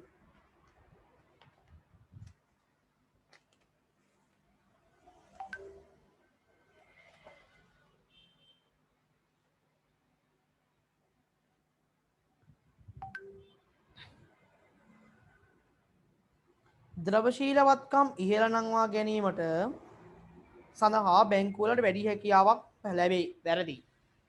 ද්‍රවශීලවත්කම් කියලා කියන්නේ මුදල්නේ. අපි ගිහිල්ලා මුදල් දාන්න නැතිකොට බැංකුවලට කොහෙන්ද මුදල්? එහෙනම් පළවෙනි එක වැරදි. 2. ඉපයීමේ වත්කම් ඉහළ නංවා ගැනීම සඳහා බැංකුවලට ඇති හැකියාව වැඩි වේ. වැරදි. ඉපයීම් වත්කම් කියලා කියන්නේ අධිසංචිත වගේ දේවල්. නේද? ප්‍රාථමික සංචිත ඒ වගේ දේවල්. එතකොට ඒවා වැඩි කරගන්නේ කොහොමද? අපි ගිහිල්ලා සල්ලි දාන්න නැත්තම්. වැරදි. 3. බැංකුව විසින් අය කරන පොලි අනුපාතික පහළ දැමීමට බැංකුවට ඇති බැංකුවට ඇති හැකියාව අඩු වෙනවලු. බැංකුව විසින් අය කරන පොලිය පහළ දැමීමට බැංකුවලට ඇති හැකියාව අඩු වෙනවලු. බලන්න මහජනයා ගාව අතේ සල්ලි තියෙනවයි කියන්නේ මහජනයා ගාව අතේ සල්ලි තියෙන්නේ ඇයි? බැංකුවේ පොලිය අඩු නිසානේ. නේද? බැංකුවේ පොලිය අඩු නිසානේ. ඉතින් බැංකුවේ පොලිය වැඩි කරපන්කු දෙයියනේ. වැඩි කරා නම් මිනිස්සු ගිහිල්ලා මේ සල්ලි ටික පොතේ දායිනේ. පොතේ දැම්මනම් මහජනයාගේ සල්ලි ටික අඩු වෙනවනේ. ඒකනේ බැලන්ස් කියලා කියන්නේ. එහෙනම් මේක කරන්න බෑ. බැංකුවට එවැනි බලපෑමක් කරන්න බෑ. ඒක දුර්වලතාවයක්. කියන්නේ ඒක එච්චර වැදගත් නෑ. 4. ණය සැපයීම ප්‍රසාරණය කිරීමට බැංකුවලට වැඩි හැකියාවක් ලැබේ. නෑ. ණය සැපයුම් ප්‍රසාරණය කරන්නත් මහජනයාගේ සල්ලි බැංකුවට එන්න එපැයි. එන්නේ නැති එකනේ ප්‍රශ්නේ. එන්නේ නැති එකයි ප්‍රශ්නේ. එහෙනම් හතරක් නෙමෙයි. පහ බලමු. ණය සැපයුම ප්‍රසාරණය කිරීමට බැංකුවලට ඇති හැකියාව අඩු වෙනවා. අන්න ඔව්. ණය සැපයුම ප්‍රසාරණය කරන්න බැංකුවලට හැකියාව තියෙන හැකියාව අඩු වෙනවා. ඇයි බැංකුවලට තියෙන හැකියාව අඩු වෙන්නේ? මොකක් නිසාද? මහජනයා ගාව සල්ලි තියාගෙන ඉන්න නිසා. මහජනයා ගෙදර සල්ලි තියන් ඉන්න නිසා තමයි මේක වෙන්නේ. මහජනයා ගෙදර සල්ලි තියාගෙන ඉන්න නිසා තමයි Tamanට මෙන්න මේක වෙන්නේ. ගෙදර සල්ලි තියාගත්තම බැංකුවට සල්ලි යන්නේ නැහැ. එහෙනම් බැංකුවට මුදල් මවන්න බෑ. බැංකුවට මුදල් මවන්න බෑ. එහෙනම් උත්තරය 5. එහෙනම් උත්තරය 5. එහෙනම් උත්තරේ 5. එහෙනම් උත්තරේ 5. හරි. එහෙනම් 28 උත්තරේ 5. අපි යන් 29.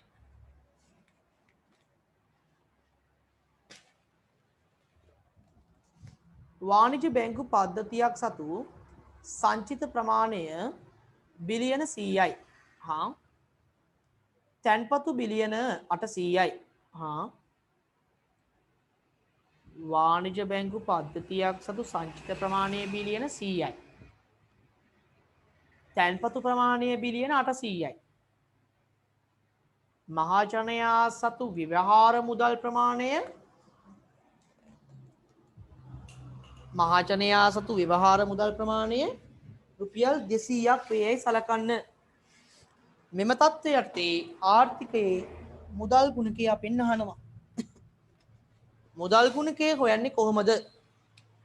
මුදල් ගුණකය හොයන්නේ මෙහෙම.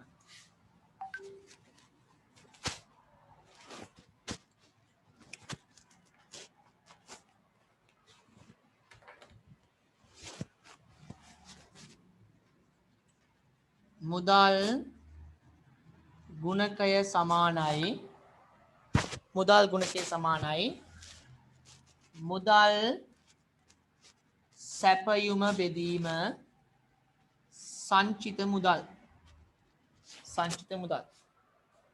මුදල් සැපයුම බෙදීම සංචිත මුදල්. මෙතනින් ගන්න මුදල් සැපයුමක් හැදෙන්නේ කොහොමද? CP ධන, DDP ධන, TSDP ධන, FCBU ධන, FCBU ධන, LSB ධන, RFC සහ NRFC ගන්නත් පුළුවන්. ඔන්න ඔය දේවල් වලින් තමයි මුදල් සැපයුම සකස් වෙන්නේ. සහ මුදල් සංචිත මුදල් සකස් වෙන්නේ සංචිත නේද? සංචිත කොටස් දෙකයි. මහා බැංකුවේ ඇති සංචිත සහ අධිසංචිත. අධිසංචිත සහ ව්‍යවස්ථාපිත සංචිත.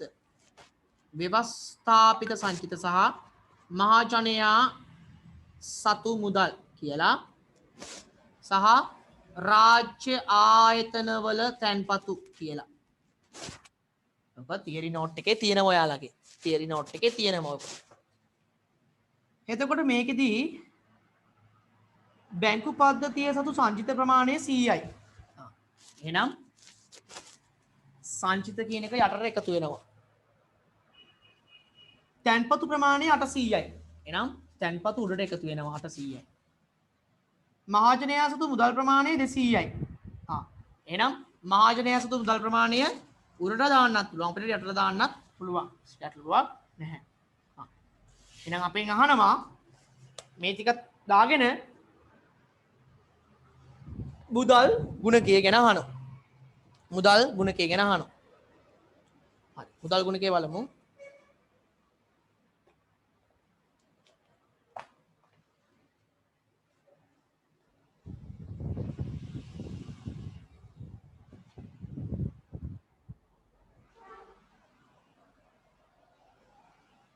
හරි. එතකොට මෙතන එන්නේ 1000 බෙදීම 300. 1000 බෙදීම 300 සමානයි 3.3 නේද? එහෙනම් බලන්න එහෙම උත්තරයක් තියෙනවද? අව් එහෙම උත්තරයක් තියෙනවා අවසාන උත්තරේ.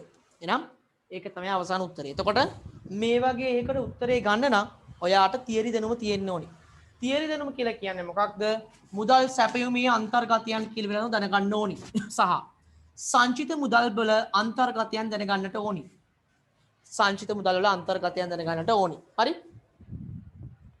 2012 පේපරේ මෙච්චරක් අහලා තියෙනවා. තව ඉස්සරහට මොනවම අහයිද බලන්න.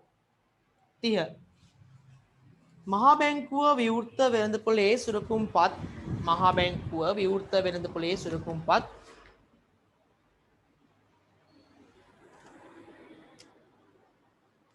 මහා බැංකුව විවෘත වෙළඳපොලේ සුරකුම්පත්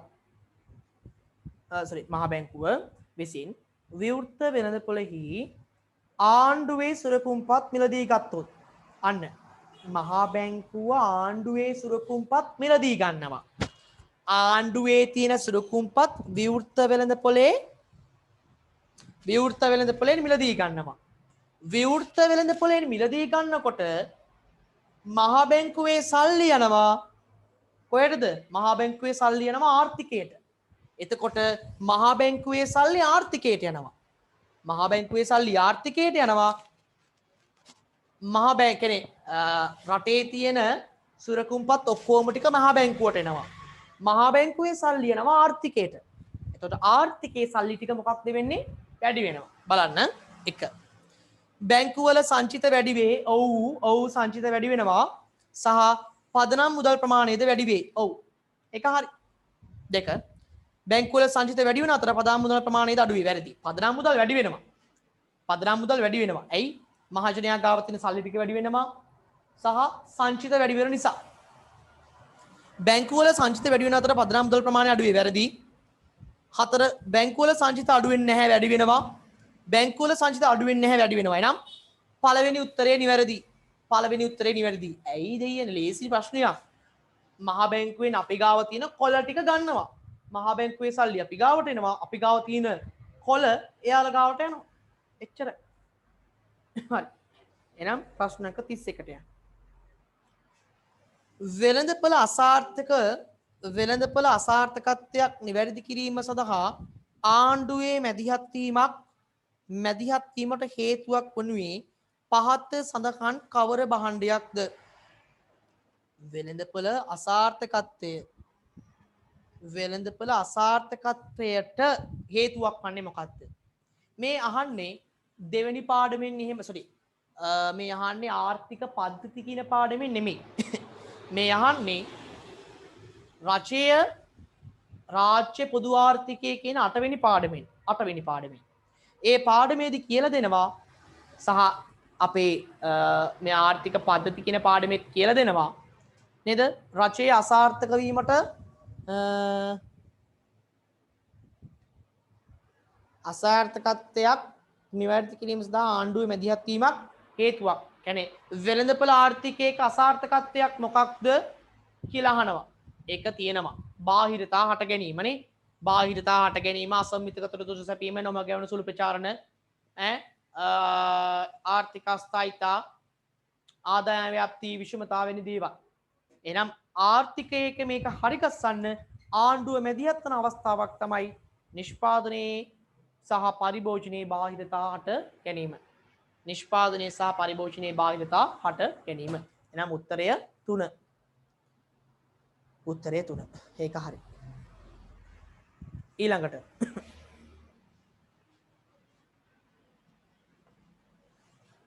ප්‍රශ්න අංක 32.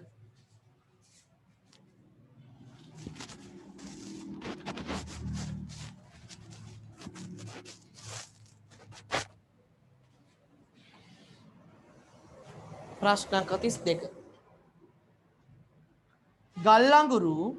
ගල්ලංගුරු බලාගාරයක් ඉදිකිරීම නිසා හටගන්නා පෞද්ගලික සහ බාහිර පිරිවැයත් පෞද්ගලික සහ බාහිර ප්‍රතිලාභත් පහත වගේ පෙන්눔 කරයි.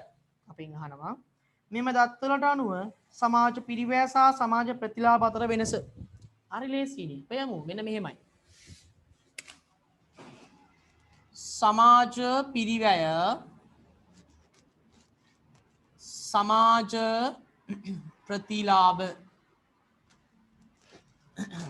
සමාජ පිරිවැය සමාන වෙන්නේ පෞද්ගලික පිරිවැය ධන බාහිර පිරිවැය පෞද්ගලික පිරිවැය ධන බාහිර පිරිවැය හරිද පෞද්ගලික පිරිවැය ධන බාහිර පිරිවැය සමාජ ප්‍රතිලාභ අඩංගු වෙන්නේ පෞද්ගලික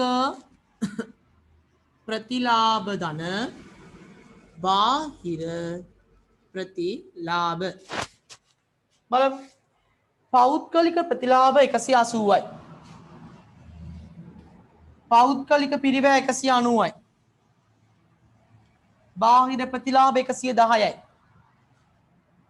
බාහිර පිරිවැය 140යි එකතු කරලා බලන්න 0යි 9 4යි 13 3 9 10 13 3 එකක් ඉදිරියට දැම්මා 2යි 2 1යි 3යි මේ පැත්තේ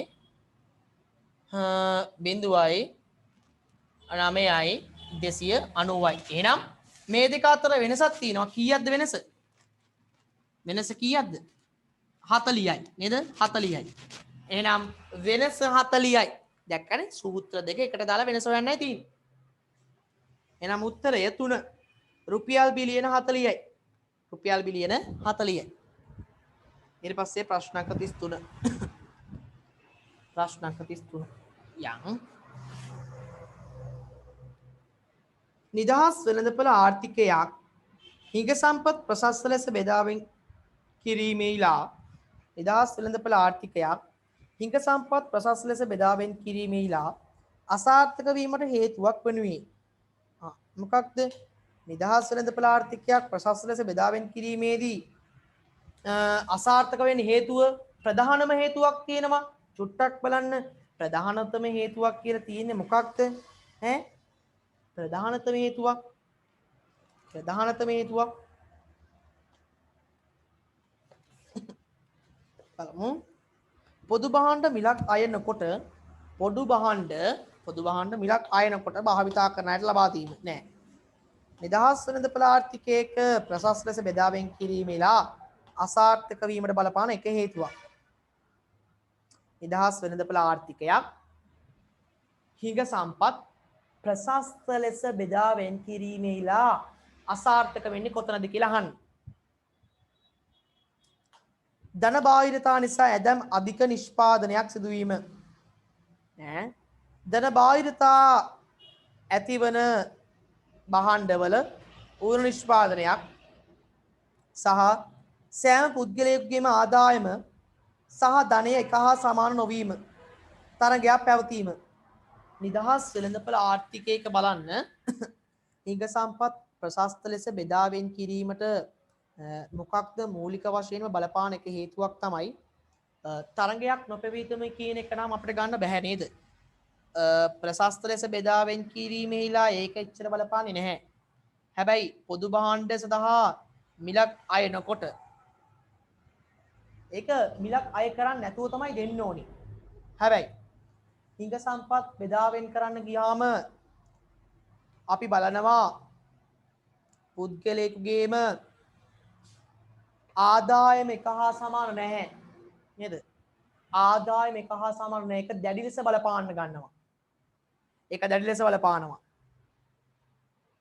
සහ ධන බාහිරතා ඇති භාණ්ඩවල ඌර්ව නිෂ්පාදනයක් සිදුවීම ධන බාහිරතාවයක් කියලා කියන්නේ දැන් හිතන්න මම වෙළඳපොලේදී ප්‍රශස්ත භාණ්ඩ සංයෝගය වෙන් කිරීමේලා අසාර්ථක වෙන්නේ මේක අහන්නේ අපෙන් මේ අර බාහිරතා chart එකෙන් තමයි මේක අහන්නේ මේ chart එකෙන් කියනවා වෙළඳපොලේදී ඇත්තට මම සමාජීය වශයෙන් ඉල්ලනවා භාණ්ඩ එකක 500ක් හැබැයි වෙළඳපොලේ සපයලා තියෙන භාණ්ඩ එකක 100යි නා එතන ප්‍රශස්ත ලෙස භාණ්ඩ බෙදා හැරීමට භාණ්ඩ ප්‍රමාණය ප්‍රමාණවත් නැහැ මම රූප සටහනක් ඇඳලා පෙන්නන්න ඔළුවට එන්නේ නැත්තම් බලන්න රූප සටහන කොන වගේද කියලා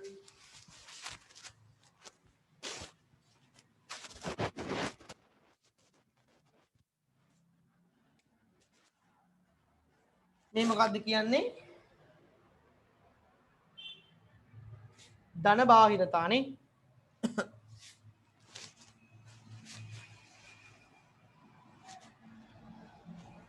මේ බලන්න ධන බාහිරතාවයක් ආවම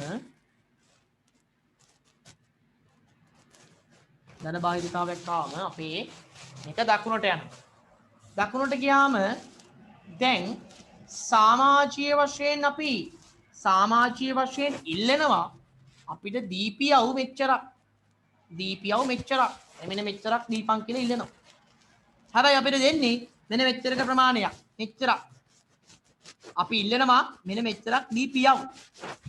ඒ කියන්නේ ධන බාහිරතාවයක් ඇති වෙනවා කියලා කියන්නේ වෙළඳපොලේ සැපයීම වැඩි වෙනවා කියන එක. අපි ඉල්ලනවා අපිට මෙච්චරක් දීපියව් කියලා මේ අපි ඉල්ලුම අපේ මේක වැඩි කරනවා. හැබැයි මෙයාලා දෙන එක අඩුයි. මෙයාලා දෙන්නේ 100යි. අපි ඉල්ලනවා සමාජීය වශයෙන් 500ක්. ප්‍රශස්ත නිෂ්පාදනයේ 500ක් දීපන්කෝ කියලා ඉල්ලනවා. හැබැයි මුන් දෙන්නේ 100යි. මේක විතැන් උනාට වැඩක් නැහැ. මුන් දෙන්නේ අඩුවෙන්. එහෙනම් මෙතන මුන් නිෂ්පාදනය කරන්නේ අපිට 500යි. කරන්නේ නැහැ. 100යි කරන්නේ. මුන් නිෂ්පාදනය කරන්නේ 100යි. අපි ඉල්ලනවා 500ක් දීපන්කු කියලා. දෙන්නේ නැහැ මෙච්චරක්. එහෙනම් මෙතන හට ගන්නවා ඌන නිෂ්පාදනයක්. අධි නිෂ්පාදනයක් වෙන්නේ අර මේ වෙකේ ඍණ බාහිරතාවල. ඍණ බාහිරතාවය කරදරයි. ඌන නිෂ්පාදනයක් වෙන්නේ ධන බාහිරතාවල. එහෙනම් ධන බාහිරතාවයක නිසා තමයි අපිට මෙන්න මේ අර සම්පත් කාර්යක්ෂමව නැත්තම් ප්‍රශස්ත භාණ්ඩ සංයෝගය නිසි පරිදි වෙන් කිරීමට හේතු වෙන්නේ නැත්තේ. ප්‍රශස්ත භාණ්ඩ සංයෝගයක් මෙන්න මේ අපිට නිසි පරිදි බෙදා දක්වන්න බැරි ඌන නිෂ්පාදනයක් ආර්ථිකයේ තිබ්බොත්. ඉතින් මෙයාලා මේ 100ක් නිෂ්පාදනය කරන ආර්ථිකයේ තව 400ක් නිපදවලා දුන්නා නම් 500ම නිපදවන්න තිබ්බ නේද? එහෙනම් මේ ඌන නිෂ්පාදනය නිසා තමයි අපිට මේක වෙන්නේ. හරි? ඌන නිෂ්පාදනය නිසා තමයි මේක වෙන්නේ. නම් උත්තරය 3. යම් ප්‍රශ්නාංක 34 අපිට කියනවා සුබ සාධන භාණ්ඩයක් සඳහා වන වෙළඳපොළ ඉල්ලුම සහ සැපයීම රූපසටහනේත් පහත කොටසින් දක්වා ඇත. මෙම භාණ්ඩයේ පරිභෝජනය 0.Q සිට 0.Q1 සිට 0.Q2 දක්වා ඉහළ නැංවීම සඳහා ආණ්ඩුවට මොකක් දහනෝ කරන්න පුළුවන්. ඒ කියන්නේ මෙම භාණ්ඩයේ පරිභෝජනය 0.Q1 ඉඳන් 0.Q2 වෙනකම් වැඩි කිරීමට, ඒ කියන්නේ මිනිස්සුන්ගේ පරිභෝජනය වැඩි කරන්න නම් මොකක්ද කරන්න පුළුවන් කියලා අහනවා නේ. ඔය කියන්නේ නොමුකුත් නොකියා කියන්නේ මේකේ මිල වැඩි කරනවා කියලා නේද අහන්නේ ඈ. මිල වැඩි කරනවා කියන එකනේ ඔය කියන්නේ නේ. මිල වැඩි කරනවා කියන එකනේ කියන්නේ නේද? මිල වැඩි කරනවා කියන එක තමයි කියන්නේ. එහෙනම් අපිට ගන්න පුළුවන් එකම එක දේ තමයි මොකද්ද ඔය කියන්නේ? ඒ කියන්නේ මොකක් හරි දෙයක් කරලා ආයි බලන්න සුබ සාධන භාණ්ඩයක් සඳහා වන වෙළඳපොළ ඉල්ලුම සහ සැපයීම වක්‍රයෙන් පාස් දාන උපසටහන දක්වා ඇත. පරිභෝජනය, ඒ කියන්නේ මිනිස්සුන්ගේ පරිභෝජනය Q2 දක්වා ඉහළ ලංවන්න නම් මිනිස්සු වැඩිපුර කන්නේ නිකන් දුන්නොත් ඕන දෙමළ පත්‍රයක් හරි කනවා නේද? දැන් පොහොර නිකන් දුන්නොත් පොහොරම ගහනවා. ගෙදර වත්ති පිටියේ තියෙන කොළටොරු ටික පුච්චලා පොහොර කරගන්න බලන්නේ නැහැ. ඒක කම්මැලිකම. මිනිස්සුන නිකන් දෙනවා නම් ඕන ගූ ගොඩක්. එහෙනම් බලන්න මෙන්න මේ සමස්ත ඉල්ලුම Q2ට වැඩි කරගන්න නම් රජය විසින් මොකද දෙන්න ඕන? ඔය අහන්නේ මොකක්ද? ඉල්ලුම ඉහළ යාමට හේතු වන සාධකයක් ඔය නොකියා අහන්නේ. ඉල්ලුම ඉහළ යාමට. මේ බලන්න. මෙන්න මෙහෙම තියෙන ඉල්ලුම මෙන්න මෙතනට එන්නනේ අහන්නේ. මෙතනට එන්නනේ අහන්නේ Q2ටනේ. මේ Q1 නේ. මෙතනට එන්නනේ අහන්නේ. ඒ කියන්නේ මෙහෙම විතන් වෙන්නේ හේතුවක් අහන්නේ. ඒ කියන්නේ ඉල්ලුම් වක්‍රේ විතන් වෙන්නේ හේතුවක් අහන්නේ. එතකොට බත්තක් දැම්මොත් එන්නේ නැහැ. හැබැයි P3 P1 P3 P1 කියලා සහනාධාරයක් දුන්නොත් මෙන්න මෙච්චරක සහනාධාරයක් දුන්නොත් මෙච්චරක සහනාධාරයක් දුන්නොත් නම් එයි නේද? සහනාධාරයක් දුන්නොත් පුළුවන්. සහනාධාරයක් දුන්නොත් පුළුවන්. උපරිම මිලක් දාන්න බෑනේ. සමතුලිත මිලට වඩා ඉහළ උපරිම මිලක් එන්නේ නැහැ. සහ අවම මිලක් එන්නේ අවම මිලක් දැම්මොත් එහෙම ඌ මිලදී ගන්න එකත් අඩු කරනවා. ඇයි මිල ගණන් වැඩි නිසා. සහතික මිලක් එන්නේත් නැහැ. එනම් කිසිම කතාවක් නැහැ. ගැළපිලි කරන්න දෙයක් නැහැ. සහනාධාරයක් නිසා තමයි ඉල්ලුම වැඩි වෙන්නේ. එනම් සහනාධාරය නම් උත්තරය අංක 2. 35. උග්‍ර පසුබෑමකට මුහුණ පා සිටින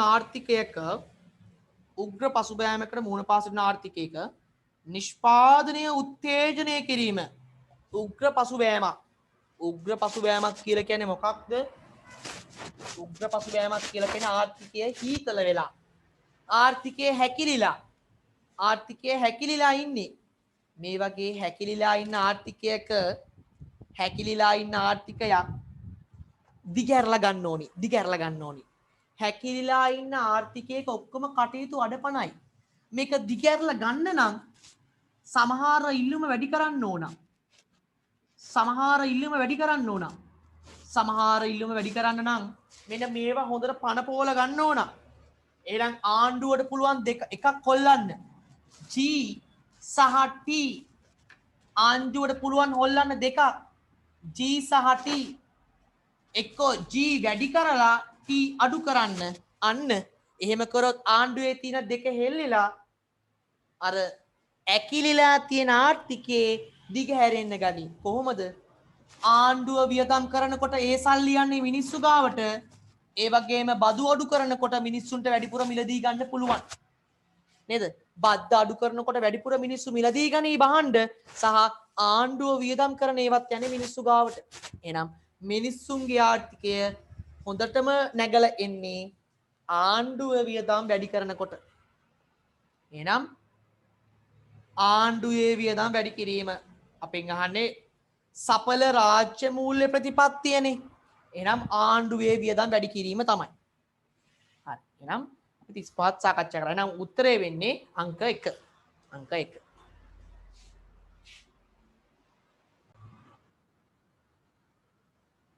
ප්‍රශ්න අංක 36. අපිට කියනවා X සහ Y යන රටවල් ආහාර ඒකකයක් සහ රෙදි ඒකකයක් නිෂ්පාදනය කිරීම සඳහා අවශ්‍ය කරන ශ්‍රම පැය සංඛ්‍යාවන් පහත වගුවේ දක්වා ඇත කියනවා. ඊට පස්සේ කියනවා මෙම තොරතුරු වලට අනුව වඩාත් නිවැරදි පිළිතුර වන්නේ කවරක්ද කියලා අපෙන් අහනවා. මෙම තොරතුරු වලට අනුව වඩාත් නිවැරදි පිළිතුර වන්නේ කවරක්ද? 36. එතකොට මේකේ තියෙන්නේ මොන ක්‍රමයේද? ශ්‍රම ඒකක ක්‍රමයේද නැත්නම් නිමෝම් ක්‍රමයේද? ශ්‍රම ඒකක නේද? නිමෝම් ක්‍රමයක් කියලා කියන්නේ නිමෝමක් දීලා නිමෝමක් හදන්න යන ශ්‍රම පැය ගණනක් අහනවා. හරි. එහෙනම් අපි ඒක හදලා බලමු.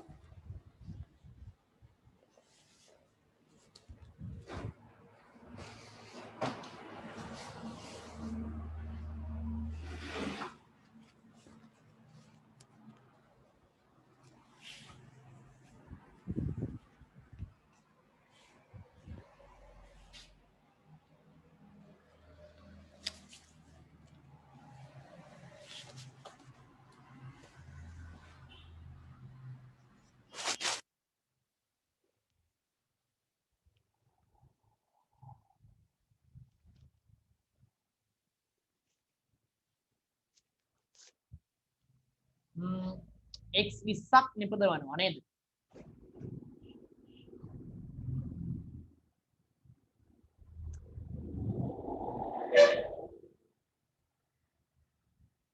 එතකොට අපි ගත්තේ නිපදවන එක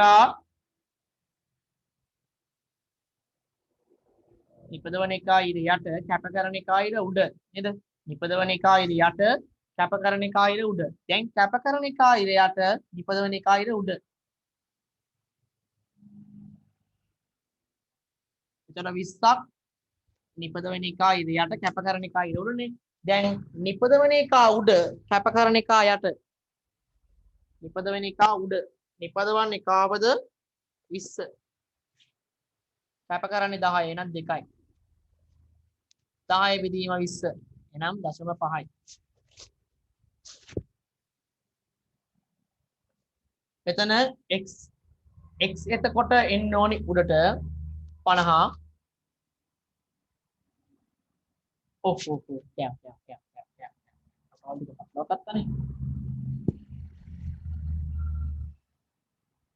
x රටේ ආහාර රෙදිනේ 50 බෙදීම 20 20 බෙදීම 50 10 බෙදීම 20 20 බෙදීම 10යි. එතකොට අපිට කියා 0.25යි 25. මෙතන 2.5යි. ඊට පස්සේ 10 දෙකෙන් මෙතන 0.5යි. මෙතන 2යි. එහෙනම් ආහාර සම්බන්ධයෙන් x ටත් රෙදි සම්බන්ධයෙන් y ටත් තියෙනව නේද? ආහාර සම්බන්ධයෙන් x ටත් නේද? අඩුම එකනේ සාපේක්ෂ වාසිය කියන්නේ නේද? සාපේක්ෂ වාසිය කියන්නේ අඩුම එකනේ. අපිට කියනවා ආහාර සහ රෙදි යන දෙකම නිපදවීමේයි ලා සාපේක්ෂ වාසී x රටට තියනවලු. ආහාර නිපදවීමේ දෙකම x රටට තියනවද? x රටට තියනවද? නෑ. ඇයි? x ට තියෙනවා ආහාර, y ට තියෙනවා රෙදි. නේද?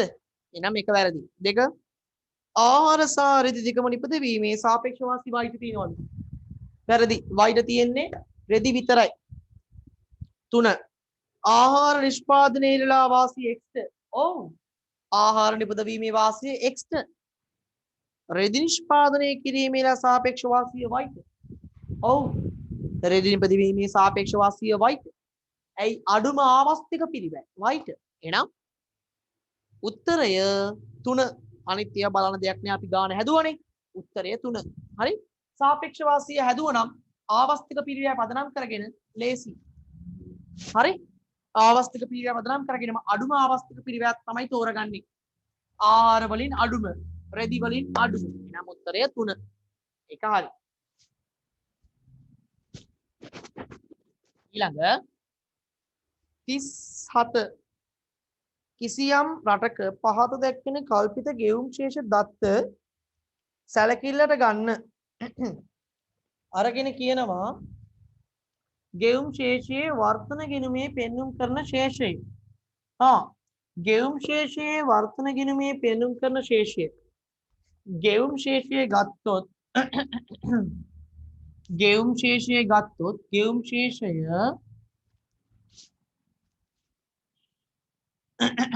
ගෙවුම් ශේෂය ගත්තොත් එහෙම ගෙවුම් ශේෂයේ වර්තන ගිණුම ප්‍රාක්තන ගිණුම කියලා කොටස් දෙකක් තියෙනවානේ. වර්තන ගිණුම සහ ප්‍රාක්තන ගිණුම. ඒතර අපිට කියනවා මේකේ වර්තන ගිණුමේ ශේෂය අහනෝනේ. වර්තන ගිණුමට එන්නේ මොනවාද? වර්තන ගිණුමට එන්නේ මොනවාද? වර්තන ගිණුමට එන්නේ මොනවාද? වර්තන ගිණුමට එන්නේ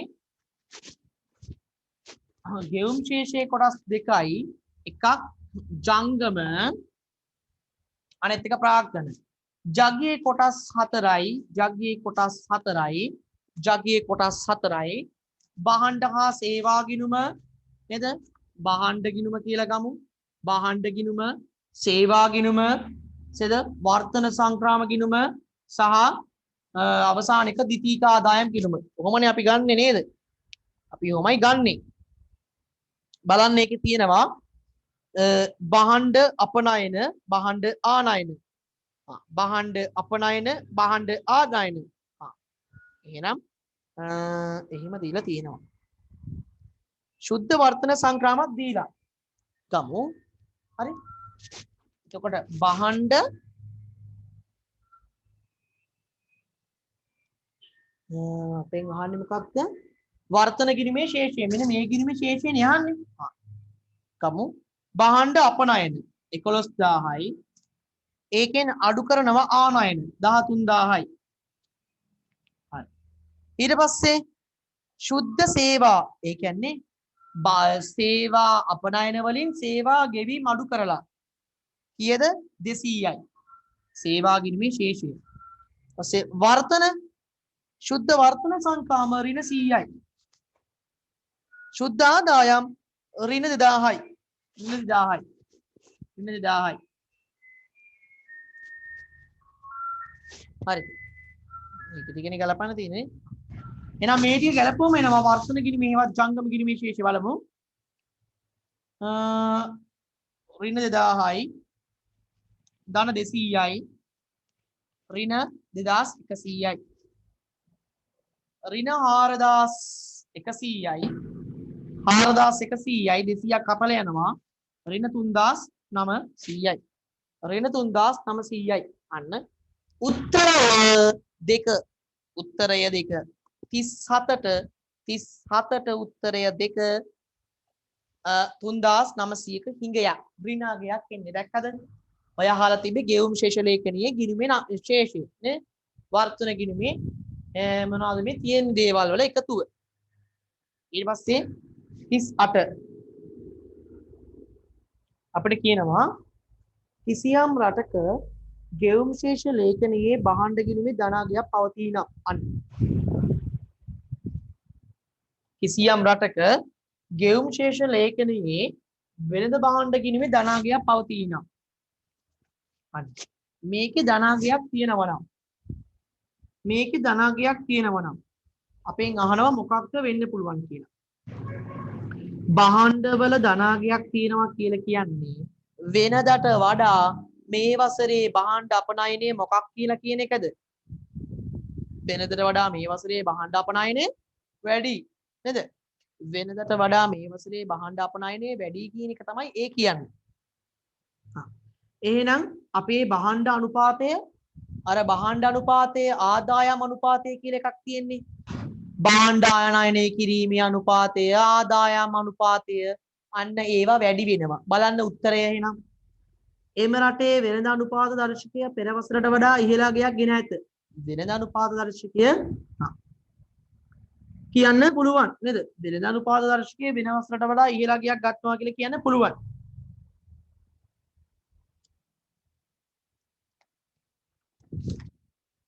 වෙළඳ අනුපාත දර්ශකය වෙන වසරට වඩා ඉහළ අගයක් ගන්නවා කියලා කියන්න පුළුවන්.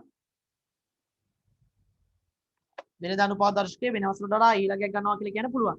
සහ එම රට ආනයනය කරන බහණ්ඩ ප්‍රමාණයට වඩා වැඩි බහණ්ඩ ප්‍රමාණයක් එම රට ආනයනය කරන බහණ්ඩ ප්‍රමාණයට වඩා වැඩි බහණ්ඩ ප්‍රමාණයක් අපනයනය කරන බව.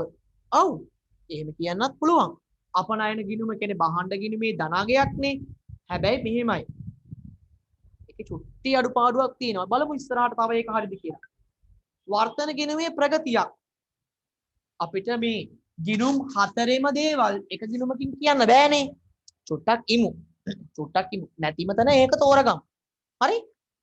තුනත් එච්චරම ගැලපෙන්නේ නැහැ. හතර ආනයනය කරන භාණ්ඩවල වටිනාකම අපනයනය කරන භාණ්ඩවල වටිනාකමට වඩා අඩු වෙලා. අන්න දැක්කද? භාණ්ඩ ප්‍රමාණය නෙමෙයි මෙතන වැදගත් වෙන්නේ වටිනාකම. ඒ කියන්නේ භාණ්ඩ ගිණුමේ අපනයන ඍණ ආනයනනේ උත්තරේ ඉන්නේ. නැතුව මේ භාණ්ඩ අපනයනය කරන්නේ 100යි ආනයනය කරන්නේ 200යි කියලා නෙමෙයි. භාණ්ඩ අපනයනය කරනවා නම් රුපියල් බිලියන 1000ක් ආනයනය කරනවා නම් රුපියල් බිලියන 200ක්. එතන උත්තරය රුපියල් බිලියන 800යි.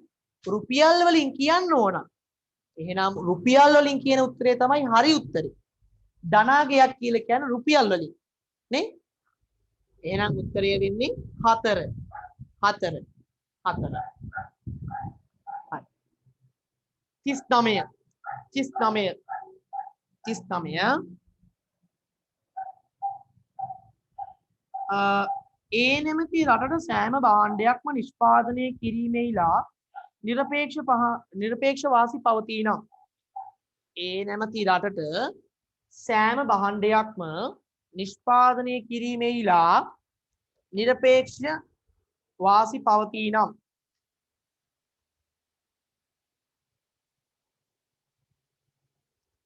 නිරපේක්ෂ වාසි පවතිනම්. ඒ කියන්නේ ඒ රටට සෑම භාණ්ඩයක්ම නිෂ්පාදනය කිරීමේ නිරපේක්ෂ වාසි තියෙනවා. එහෙනම් අපෙන් අහනවා ඒරට සෑම භාණ්ඩයක් පිළිබඳව සාපේක්ෂ වාසිද පවතින බැවින් ඒ රටට නිරපේක්ෂ වාසි තිබ්බයි කිය පළියට හැමතිස්සෙම සාපේක්ෂ වාසි වීවන්නේ නැහැ. එහෙනම් එක වැරදි. දෙක කිසිම රටකට කිසිදු භාණ්ඩයක් පිළිබඳව සාපේක්ෂ වාසියක් ඇති වෙන්නේ නැහැ. එහෙමයි ඉතින්. නිරපේක්ෂ වාසියක් තියෙනවා කියලා කියන්නේ සාපේක්ෂ වාසියක් තියෙන්නත් පුළුවන්. නැහැමයි කියලා කියන්න බෑ. ඒක නිසා දෙක පිළිගන්නත් බෑ. බොහෝ සෙයින් වෙළඳාමක් සිදුවීමට ඉඩකඩක් පවතින අතර වෙළඳාමට සහභාගී වන සියලු දෙනාම එමගින් වාසි ලබා ගනු ඇත. වෙන්නත් පුළුවන්. තියලයක් බොහෝ සෙයින් වෙළඳාමක් සිදුවීමට ඉඩකඩක් පවතින අතර එම නිසා ඒ රටට වාසියක් ඇති නොවේ. යකෝ ඒ භාණ්ඩයට සෑම භාණ්ඩයක් සම්බන්ධයෙන් නිරපේක්ෂ වාසියක් තියෙනවා නම් උට වාසීනේ. එනවා වාසියක් කියලා කියන්න බෑනේ. එනම් හතර වැරදි. ඊට වෙළඳාමක් සිදුවීමට ඉඩ පවතින අතර වෙළඳාමෙන් වාසි ලැබෙනුයේ ඒ රටට පමණි. වැරදි.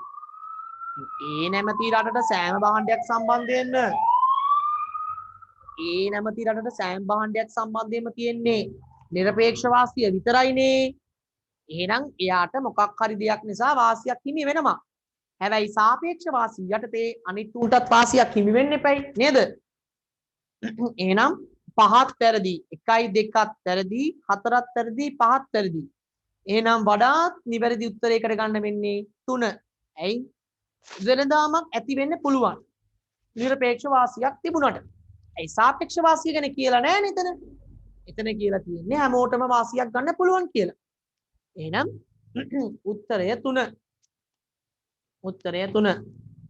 හරි. ඊට පස්සේ අහනවා ප්‍රශ්නාංක 40.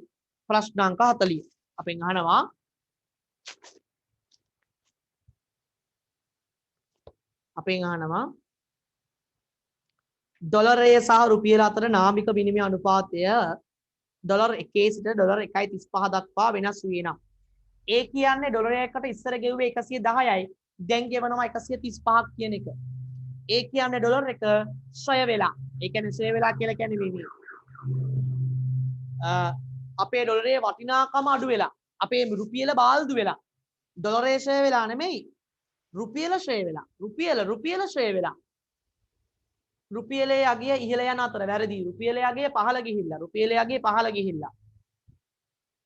ඊට පස්සේ කියනවා ඇමරිකානුවන්ට ශ්‍රී ලංකාවේ භාණ්ඩ වල මිල අඩු වන අතර ඔව් ඇමරිකාවේ උන් මෙහි ඇවිල්ලා උන්ගේ රුපියලක් දීලා මෙහි භාණ්ඩ මල්ලක් අරන් යනවා. හැබැයි අපි එහෙ ගිහිල්ලා අපේ රුපියල් 135ක් එකතු කරලා ඕනි උන්ගේ රුපියලක් හදන්න. එහෙනම් අපිට එහෙ භාණ්ඩ ගණන් නේද? උන් මෙහි ඇවිල්ලා රුපියලක් දීලා භාණ්ඩ කන්දක් අරන් යනවා. අපි අපේ රටේ රුපියල් එකක් නෙමෙයි රුපියල් 135ක් දුන්නත් උන්ගේ රටේ ගන්න පුළුවන් රුපියලක් විතරයි. එහෙනම් බලන්න ඇමරිකාවට ශ්‍රී ලංකාවේ භාණ්ඩවල මිල අඩු වන අතර ශ්‍රී ලංකාවෙන් ඇමරිකාවට ආනයනය කරන ශ්‍රී ලංකාවෙන්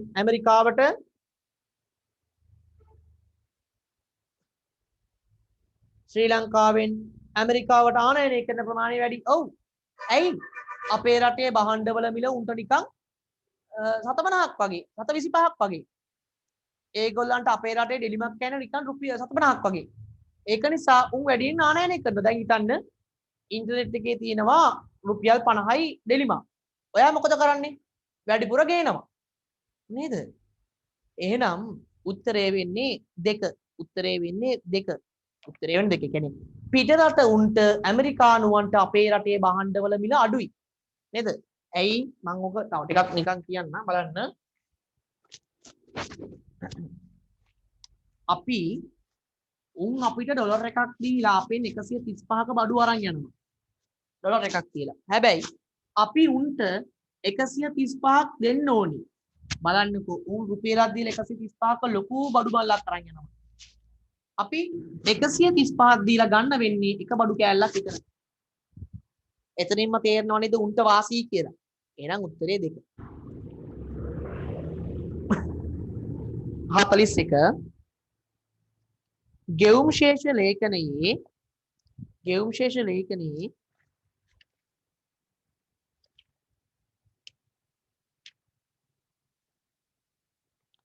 හටගන්නා తాවකාලික අසමතුලිතතාවයන්ට මුහුණ දීම සඳහා නම්‍ය විනිමය අනුපාතික ක්‍රමයක් යටතේ යොදාගෙන ප්‍රාථමික යාන්ත්‍රණය. නම්‍ය විනිමය අනුපාතිකයක් යටතේ යොදාගෙන ප්‍රාථමික ඒ කියන්නේ මූලික අවස්ථාවයක තමයි දැන් අසමතුලිතතාවයක් වෙනවනේ తాවකාලිකව. ඒ කියන්නේ తాවකාලිකව පාලනය කරගන්න බෑ. මේක ඉහළ යනවා පහළ යනවා ඉහළ යනවා පහළ යනවා කරන්න බෑ. ඉහළම යන්න දෙනවා. එක පහළ යන්න දෙනවා. ඒ කියන්නේ මෙන්න මෙච්චරයි. අපිට පාලනය කරගන්න බැරි මට්ටමකට එනවා මේ ගෙවුම් ශේෂය. ඒ වගේ වෙලාවකට කරන්නේ මොකක්ද දන්නවද? ඔය හේ පා වෙන්න දානවා. ඒ කියන්නේ ඉල්ලුමට සරිලන සැපයුමට සෙට් වෙලා එයා සෙට් වෙන තැනට එන්න දානවා. එක්කෝ මිල හෝයි ගාලා වැඩි වියම් එක්කෝ මිල හෝයි ගාලා අඩු වියම්. මිල හෝයි ගාලා වැඩි වෙනවා කියලා කියන්නේ ෂය වෙනවා. මිල හෝයි ගාලා අඩු වියම් කියන්නේ අපේ අගය වැඩි වෙනවා. ඒ කියන්නේ ඉල්ලුමට සරිලන සැපයුම සෙට් වෙන තැනට එන්න ඕනි. ඉල්ලුමට සරිලන සැපයුමට සෙට් වෙන්න ඕනි. එන්න මෙහෙම.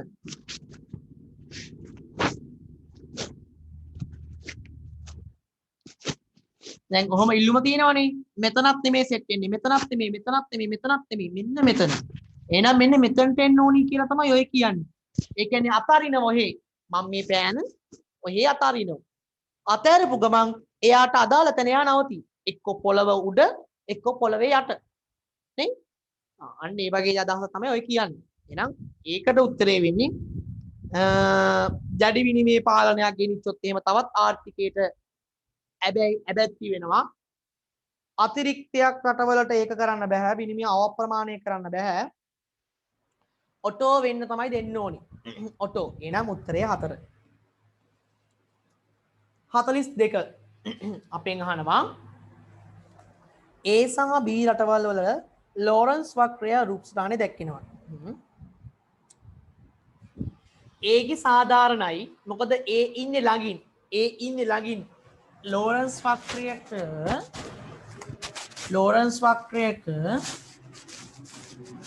මේකට ලං වෙන සාධාරණයි. A ගේ සාධාරණ වැඩි. B ගේ සාධාරණය අඩුයි. ඇයි? B ඉන්නේ දුරින්. Aට වඩා B රටේ වඩා සාධාරණ. B රටට වඩා A රටේ Bට වඩා A රටේ වඩා සාධාරණයි. ඔව් ඒක හරි. Aට වඩා B නැහැ. A රටේ ජිනි සංගුණය එක සමාන නැහැ. B රටේ නැහැ. A රටේ ජිනි සංගුණකයේ B රටේ සංගුණයට ඊළඟයක් නැහැ. එනම් උත්තරය හරි උත්තරය 1. 42ට 1. 42ට උත්තරය 1.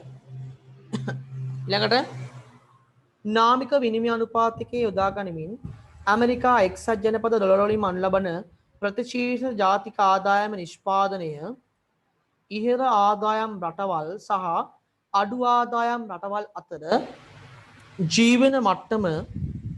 ජීවන තත්ත්වයන්ගේ සාපේක්ෂ වෙනස්කම් හේලා අසතුරුදායක මිනුමක් වනුයේ මොකක්ද?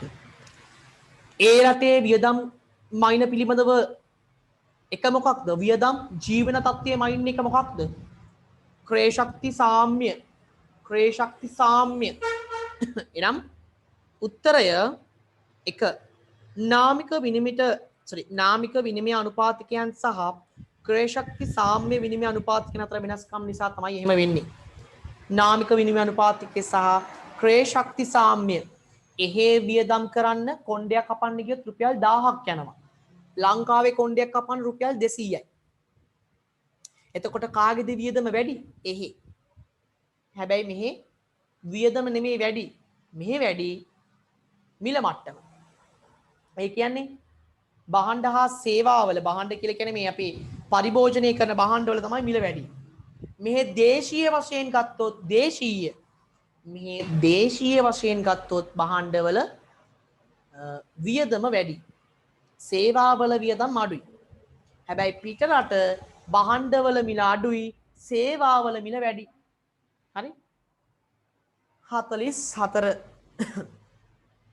රටක දිගුකාලීන ආයෝජන ප්‍රවර්ධනයක් හේතුවෙන් පහස දහන් තත්ත්වයක් හේතුවෙන් වඩාත් වැදගත් මේක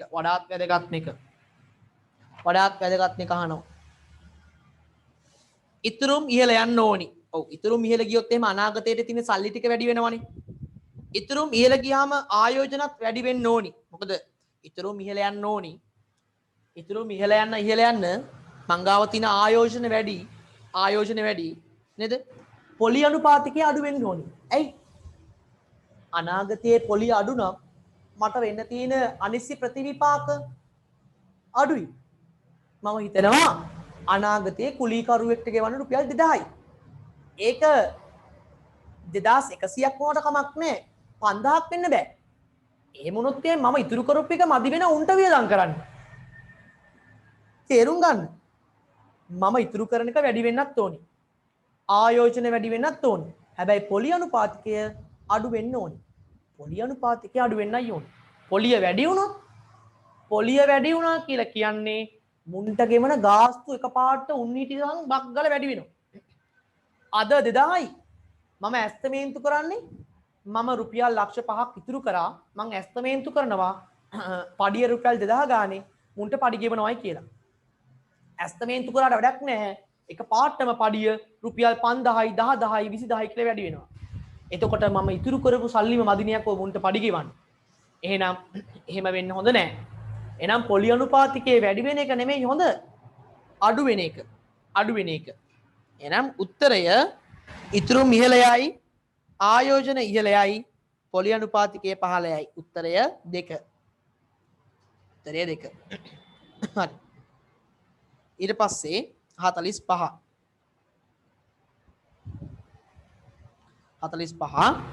අපෙන් අහනවා කිසියම් රටක ප්‍රජාවිද්‍යාත්මක සාධක වගයක් දීලා, කියන්නේ කට්ටියගේ අගයන් ටිකක් දීලා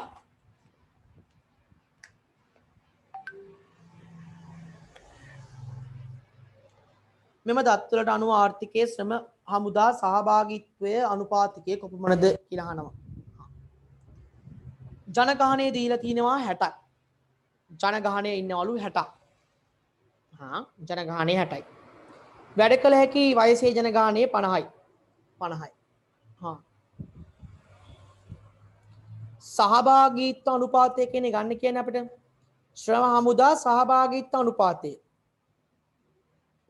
ශ්‍රම හමුදා සහභාගීත්ව අනුපාතය. එහෙනම් හරි ලේසි. ශ්‍රම හමුදා සහභාගීත්වය ගන්න කොහොමද දන්නවද?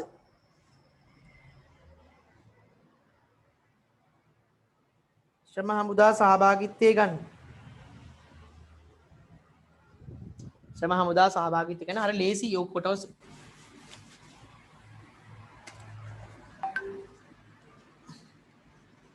ශ්‍රම හමුදාව බෙදනවා සහ භාගී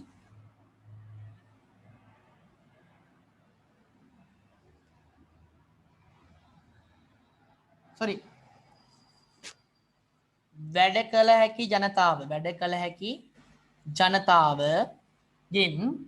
කොච්චරක් ශ්‍රම හමුදාව ඉන්නවද? වැඩ කළ හැකි ජනතාවගෙන් කොච්චරක් ශ්‍රම හමුදාව ඉන්නවද? වැඩ කළ හැකි ජනතාවගෙන් කොච්චරක් ශ්‍රම හමුදාව ඉන්නවද? වැඩ කළ හැකි ජනතාව ඉන්නවා 50ක්. ශ්‍රම හමුදාව ඉන්නවා 30ක්. 100ෙන් වැඩි කරාම 160යි. එහෙනම් උත්තරය 3.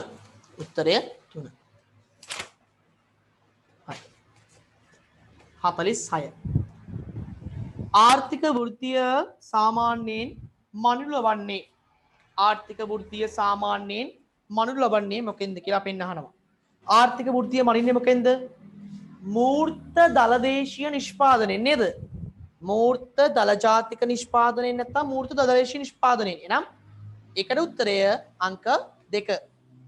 46ට උත්තරය 2.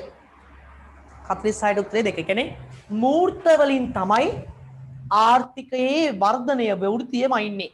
හරි? ආර්ථික වෘද්ධියම ඉන්නේ මූර්ත දලදේශීය නිෂ්පාදන නැත්නම් මූර්ත ජාතික ආදායම.